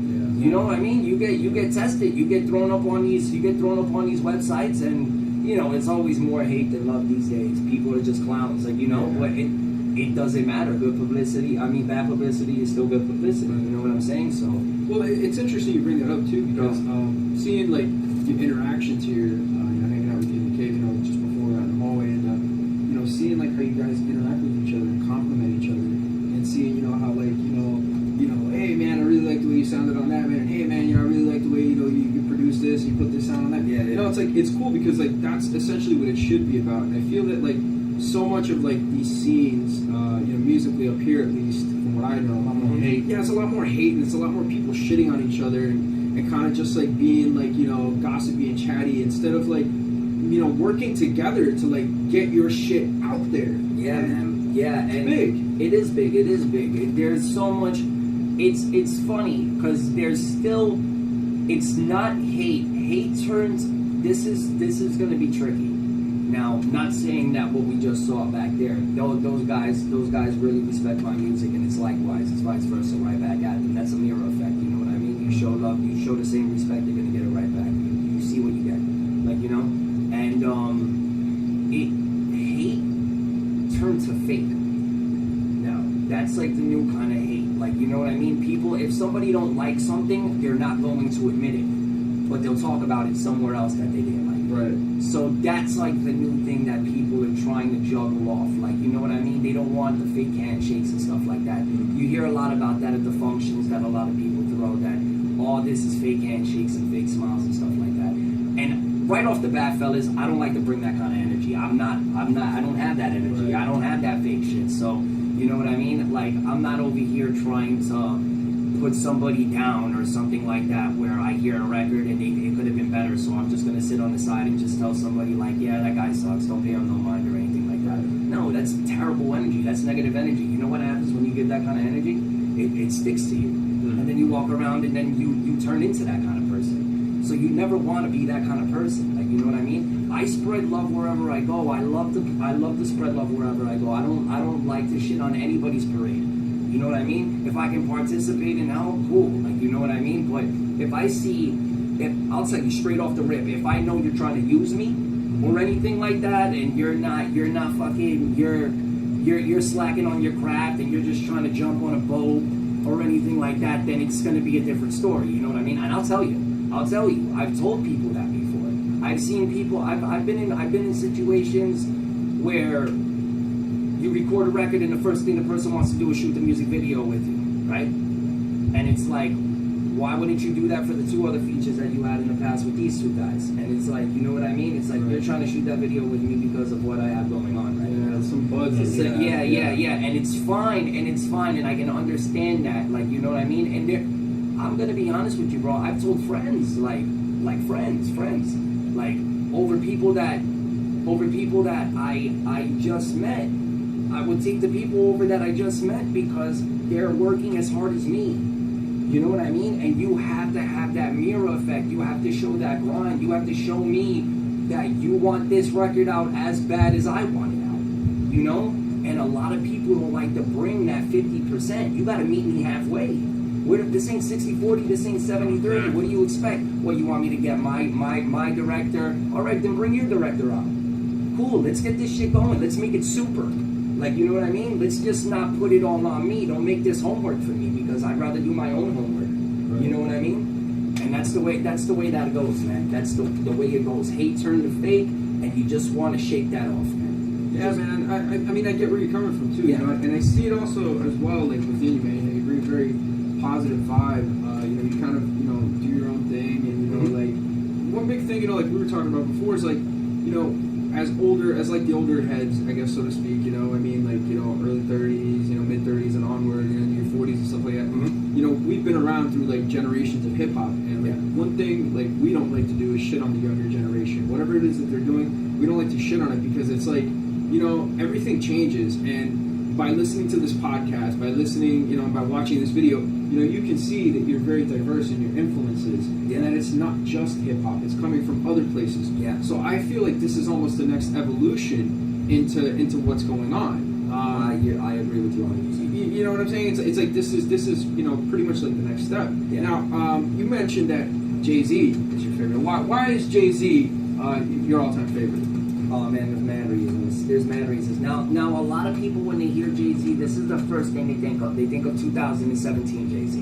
They think of this, like, you know, near billionaire mogul who's doing all these things, and he's not really a rapper anymore. He's just putting his money in places, in the right places, and, you know, selling and making a lot of money, and, you know, he's just a businessman. And it's not that. I'm talking the musical aspect of it. Like, when I turned around and I started listening to Jay and how intelligent he was, it was like I was getting the best of both worlds from Jay. You know what I mean? Like, you can go to Nas, but then Nas, after a while, I don't get it twisted, legend, Nas, 1,000%, the awesome, all around. But he leaned more to like one type of side. Like, I always felt like it was pretty difficult for Nas to go mainstream. Like, you know what I mean? Whereas Jay-Z can jump into his canoe and ride out with him. Any record he wanted to do, he's gonna bring the same kind of pain. And then when you're jumping in with a record with P. Diddy that's all about mainstream rap, he's gonna be the same way. He is versatile, and he was versatile at the right times, and he had a length of music that was it was almost impossible for him to stop. Like, you know what I mean? Like, he was coming out with albums that it was insane. It was insanity. Like, his work on not writing. The only other rapper that we know that didn't write was Biggie Smalls, and they have 2 records with each other. And when they first met, if you ever read I read an article on Biggie anniversary when he passed away, and it had to be 2000. It was 2000. When did Biggie Smalls pass? 97. So it was in 2007. It was like it had to be like a 10-year anniversary. I was sleeping over my friend's house, and I read it. I was just skimming through it, and when Biggie met Jay, they were both sitting in the studio hearing the instrumental, and one said that he was done, and the other one said that he was done too. And they were like, "But you didn't put anything down on the pad." Yeah. And he was like, "No, I did right here." And he was like, "Me too." And right there, it was like fucking history is made right there. You know what I mean? And that's something, I'm not going to lie to you, I always thought at a young age that was something I could do. And I always felt like, if we're talking like in a sense like Dragon Ball Z or something, like that was like the highest power you can possibly go. And I always felt like I can do that. And in my greatest time of hip hop, I could be the strongest I've ever been in my like craft with my pen, and I could never do that because some people just got it like that, man. And some people were blessed and born to do that, man. And Jay brought that, man. And wherever you want to go, you want to take it to the street, you want to take it to the club, you want to take it to, you want to learn a history lesson. He just came out with that album, 444. And 444 is perfect for the time, for his age. Like, it's almost a record that you hear once and you don't, I mean, like an album you hear once and you don't hear it again. Because it's so influential. He's teaching you how to save your money, where to put your money, what you shouldn't be doing. Like, and that's how a 44-year-old should be rapping. Right. You know what I mean? He's not trying to sound 24. There's cats out here that are 37, like, you know, like legends, and they're still getting down and dirty, talking about ass shaking, this, that, and the third, but they're not doing none of that. They're actually at home taking care of their kids and living normal lives. Yeah. And Jay-Z is actually rapping about what he's doing, and he's always been on that level, and I've always had to respect that. That new album he came out with is almost like, you ever been in like, what, junior high? And your teacher was like, you know what, screw this, we're not going to read this book. I have the cassette here, we're just going to read along with it. It's almost like hearing something like that. It's almost like putting a cassette in and hearing a book. Right. And it, like, I don't know another rapper who's going to be, well, what besides like Kendrick Lamar, but we got to bring, how old's Kendrick Lamar, my age? Like, that's going to be like another like 13 years, 14 years from now, where we can like see if he can do what Jay just did. Yeah. You know what I mean? And so he doesn't write it down either. Then no, Kendrick writes. No? Kendrick writes. I'm pretty sure Kendrick writes. I don't know. I think he means like in terms of like lyrical content. Yeah.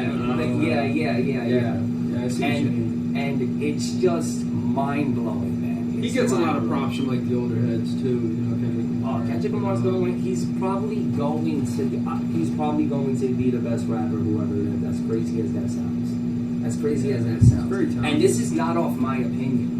Like, sometimes facts are facts. Like, you know what I mean? Like when we were just talking about Brady. Like, you know what I mean? Yeah. We were just talking about it with Brady. Like, you know what I mean? There's plenty of people that you can put next to Brady, Montana. Yeah. And it's like, you know what I mean? There's some stats that are still ill about Montana that Brady probably couldn't do. Like, Montana you know what I mean? never did a freaking Super Bowl.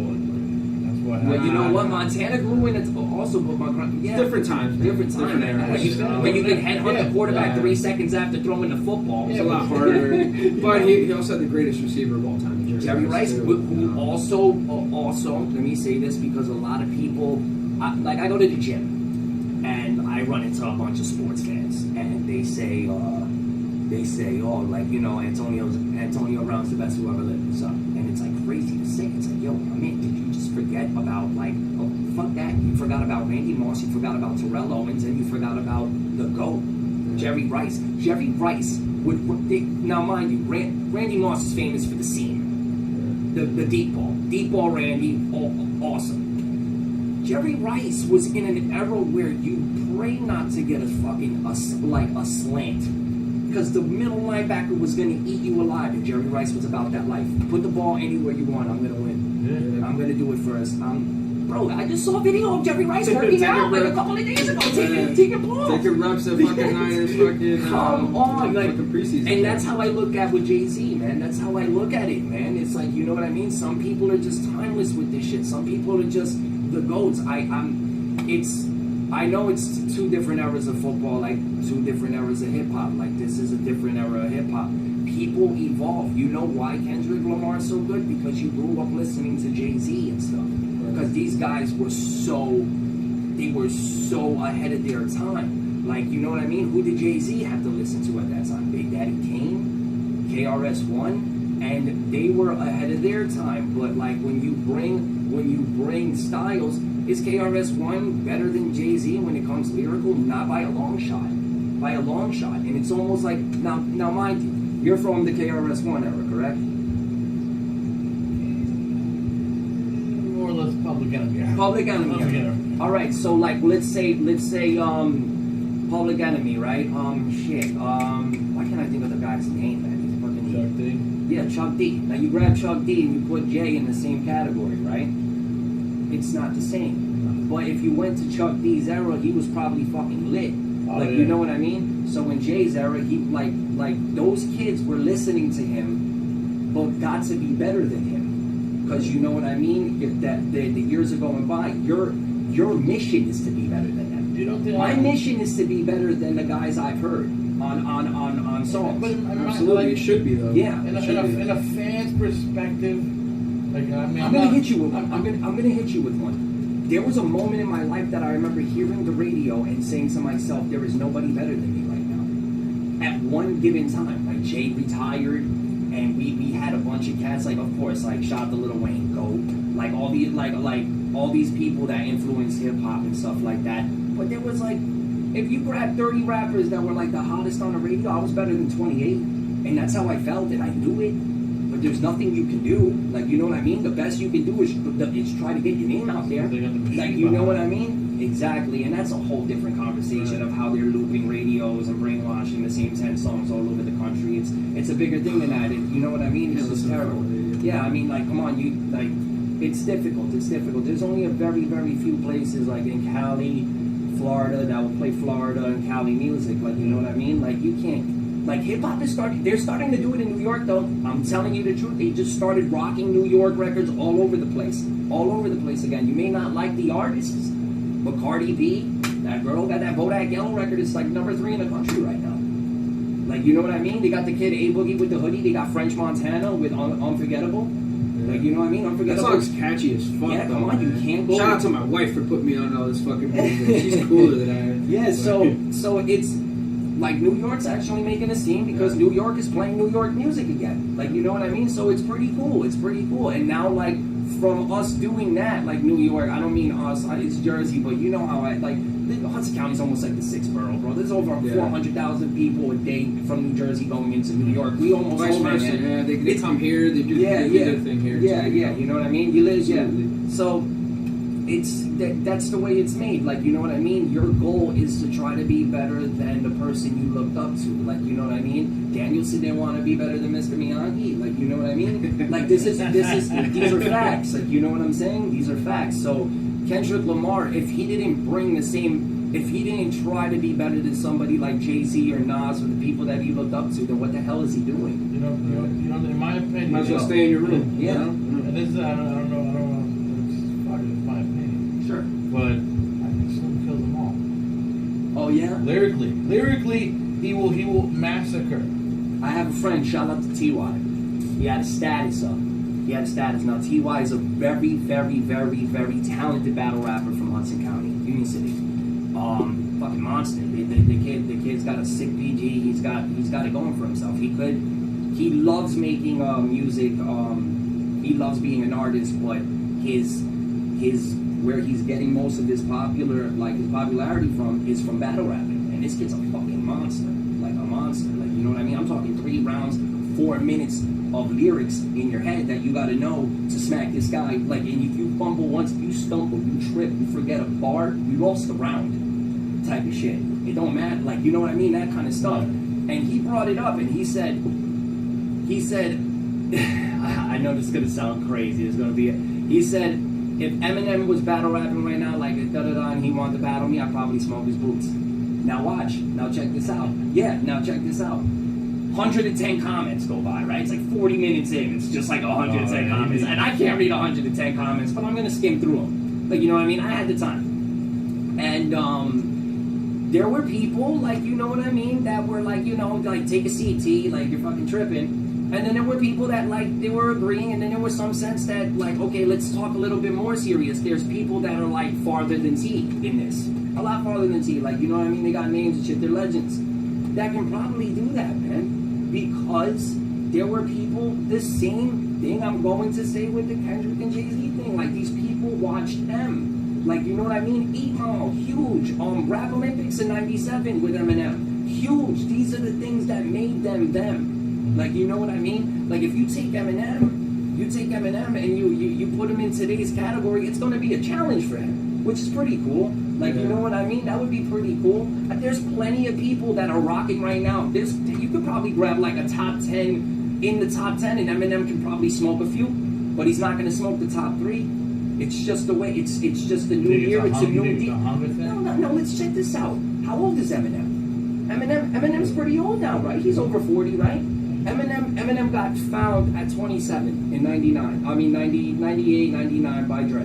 Right? The Slim Shady. I just watched the Defiant Ones. The Defiant Ones. He met Dr. Dre. They said he was like, yo, check out this sample I put down. Let me know if you hear it. It's the first time they're meeting. They haven't even talked 5 minutes. He heard it, and in 5 seconds goes, my name is, and they wrote my name is in 5 seconds.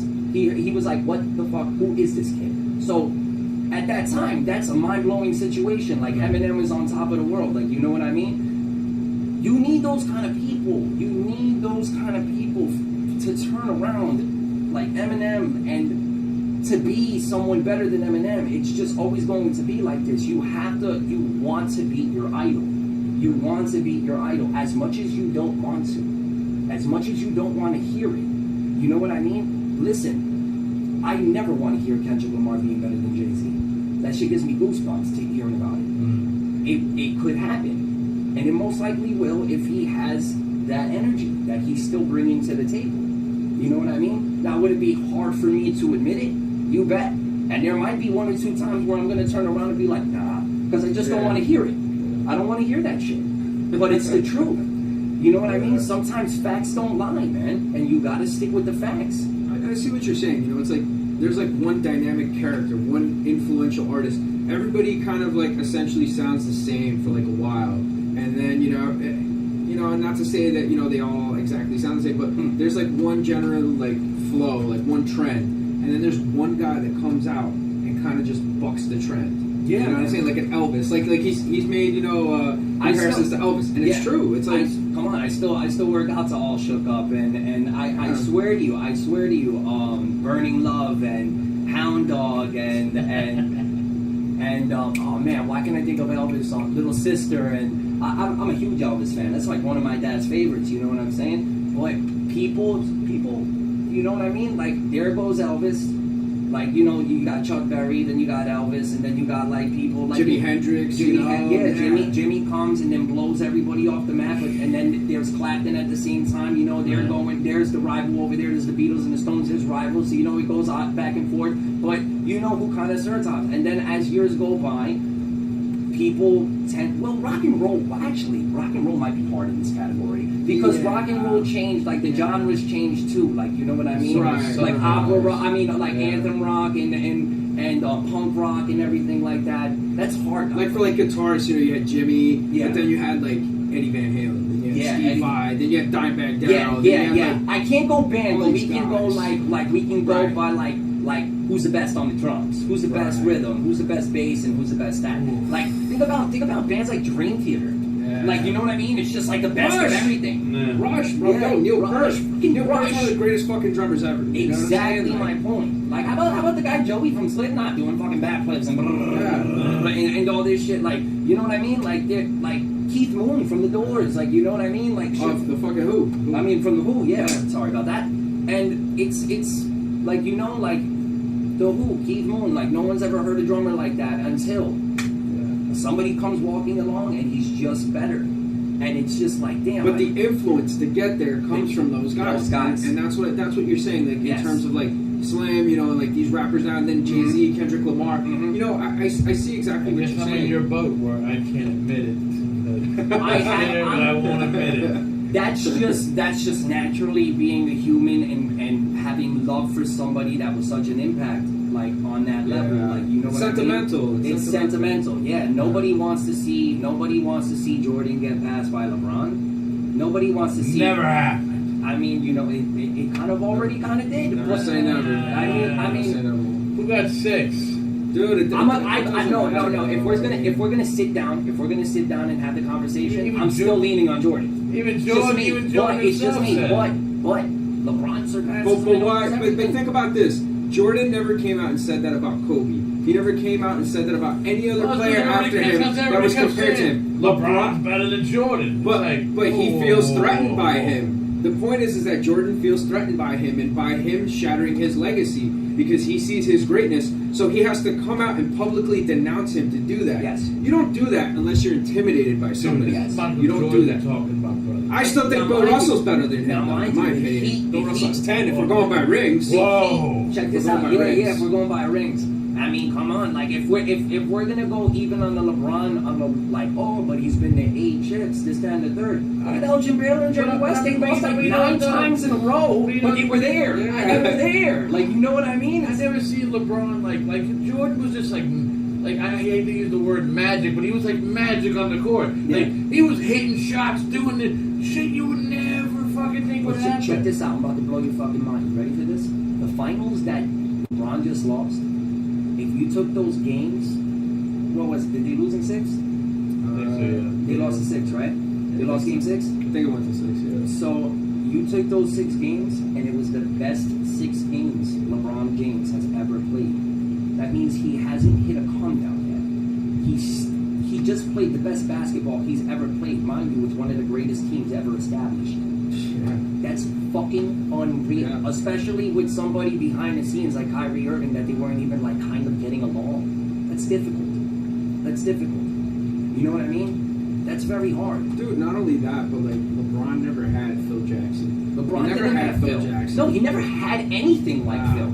Everybody that he had People coaching him. downplay Phil, man, a lot. Yeah, man. Oh, Michael. All right. Fucking Phil, dude. Phil Jackson. Phil brought the Bulls and the Lakers to fucking That's what I'm Yeah, saying, and, dude. like, that's you know? just not a game, man. So I mean, that's the not a thing. game. It's LeBron's essentially had to coach all this. I mean, what? Other than I don't even think did he have Pat Riley or was that Spoelstra's first year? No, Pat Riley already became like an office guy. Yeah, he already became an Yeah. office guy. Yeah. So it was So Spoelstra. listen. Where the hell was I gonna You go? know Riley. Dude, You don't know if Riley was probably like leaving little cliff notes there, you know, behind the scenes. Yeah, I mean, I don't know. It's a tough thing to Having lunch with him talk or about. something, you know? It's a tough thing to kind of really decide. Plus, you know, like you take it into errors, everything. I mean, it's a different so dynamic. different. Yeah, that's the number one thing. But about- LeBron was influenced by Jordan.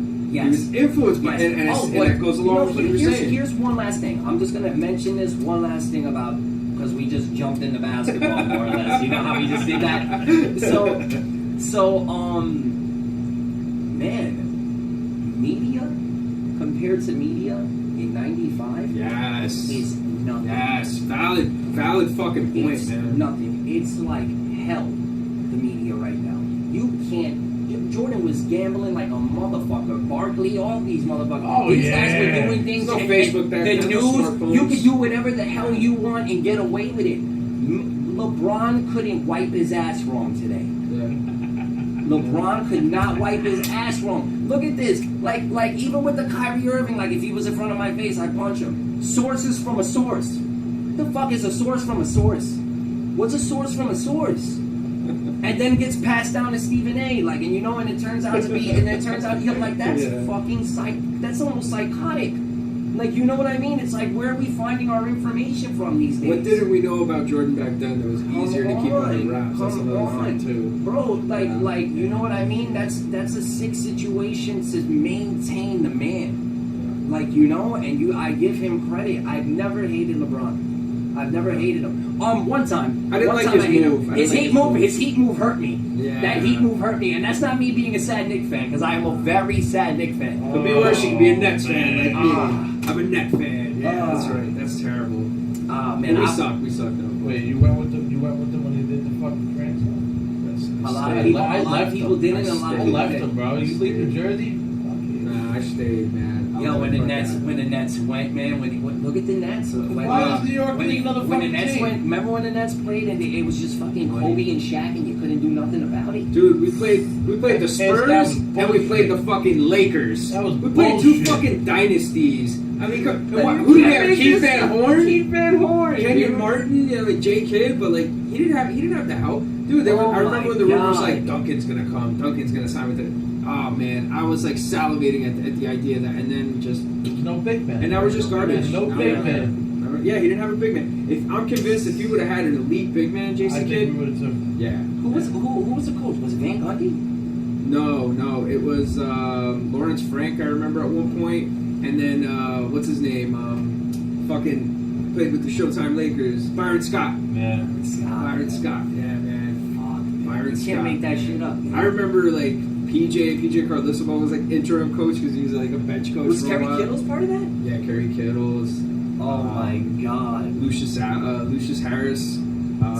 Fucking Todd McCall. No, not Tom McCall. Yeah, was it Tom McCall? He was the center. Yeah, man. Jeez, man, the Nets. Yeah, man. That was good times. Yeah, man. But we can go on and on about this stuff. We wanted to kind of talk to you about what you're going to be doing in the immediate future. Obviously, I mean, you know, I'm sure you have some shows on board. Mhm. So, is there anything you'd like to kind of like let us know that you're going to be doing, where we can basically see Lef-T in action? Well, I've been like a studio hog lately. I've been in the studio for like three times a week, and I just started getting on board with C2 and B. We're working on this whole new project. We're about 90% done, and I have a project done prior from recording with a sound engineer I've been working with for years and years and years. Shout out to Holly Books. That's another guy that you would want on this show. He's worked with practically every single person from in Hudson County that you can possibly ever think of. The guy is a monster, he's a beast. And we just finished the tape on that, and I have that tape on the shelf at the moment. It's like it's on hold at the moment because I'm just trying to perfect it. I don't want to throw it out at the wrong time, but it's due. So I have two tapes that have no dates on them, but they're coming out very, very soon. I don't want to pull some crazy move where I pull one tape out first and the other tape, so I'm just really marketing the right way. I want to I have a music video in the works out of a 3-set music video. The video's crazy. You guys just watched it. It's out of control. I went across a couple of states to shoot that video, man. It was a lot of fun. We went all the way down to New Orleans in car, over 60 hours in a car. So not in one trip, but overall due time if you put the math in. And yeah, we worked really, really hard on that. The budget was ill and stuff, and I'm just really, really focusing on like coming out. Like, there's no more bullshit. You know what I mean? At the end of this, we're gonna go home. We're gonna go to sleep. I'm gonna wake up. I'm gonna be a day older. You know what I mean? We're only getting older. So I want to give the best of the best to the people. Like, you know what I mean? Patiently waiting, and I want to give it the right way. I have another video shoot on Sunday. Next week I'll be at the Culture 2 that we were just hearing about. I'm doing a feature. Well, not a feature. It's my record, but the kid who's performing. I'll be on stage with him rocking. I haven't really lined up any shows because I wanted to do this really the right way. But you'll expect me. You'll see me flooding the area very, very soon. Very, very soon in the fall. So it's going to be a lot of fun, man. I really worked this whole summer. I wish I could have got out there and jammed out the way I wanted to, but I was really, really focused on giving some of the best work I've done in a long time. So that's great, man. And you certainly seem very focused on what you're doing, and obviously, you know, we're really thankful to have you on the show, shooting shit with us. Thank you, man. This was support you, fucking man. nuts. This was nuts, man. Holy moly, cool, I loved man. it, man. I loved it. Cool, man. Man. We're glad to have you. You're one of the first people that I was thinking of having on. I do apologize, though I'm not very energetic because it's pretty fucking late.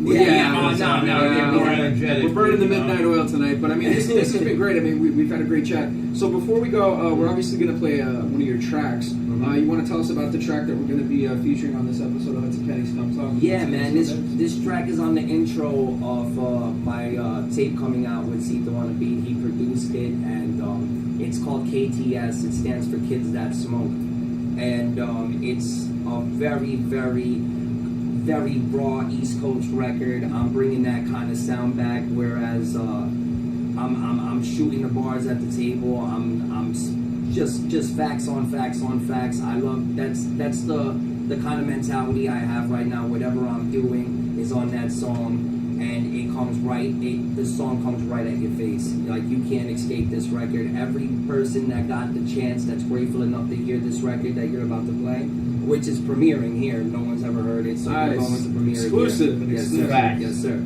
So this record is going to bounce off the wall.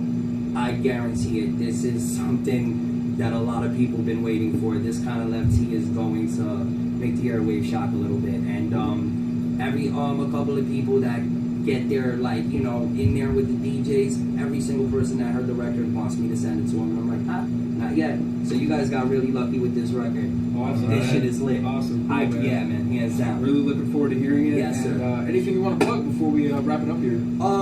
You can find me on Facebook, Lef-T. Just type it in, LEF-T. Instagram, Jersey Zone Left. Twitter, Jersey Zone Left. SoundCloud, Jersey Zone Left. Everything, Jersey Zone Left. No Z's in my shit. I keep it proper. And that's that, man. That's that. Cool. Dave, anything you want to plug? Because I don't remember shit generally, so... and I don't want us to be like, we should have plugged the fucking this and that. So, you can find us on on Facebook. The Hudson County Scumbags, and what else are we on? HCSB 201. HCSB 201.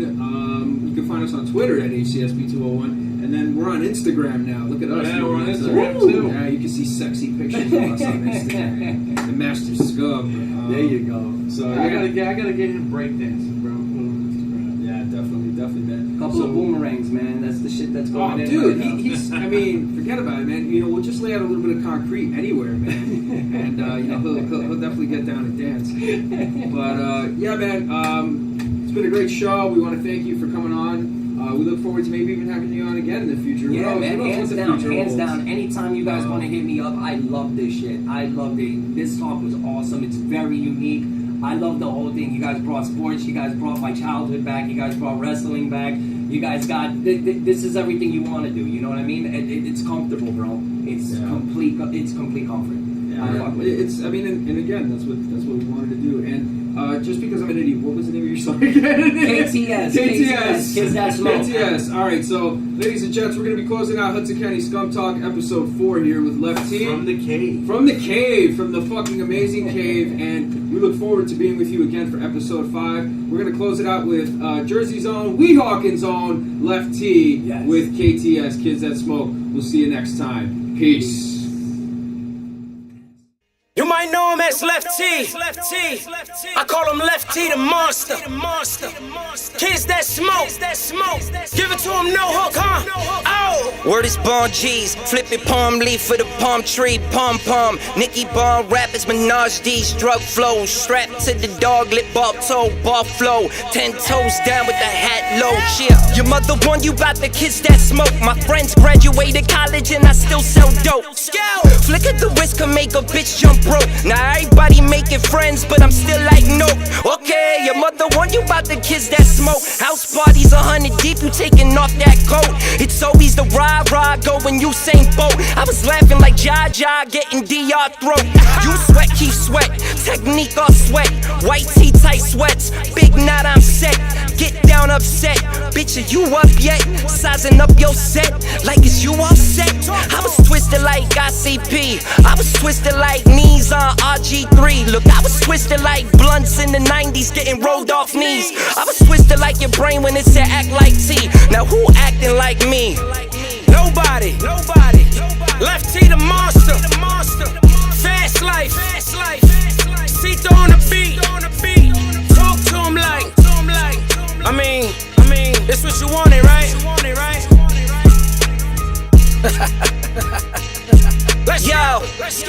Whoa, whoa, yo.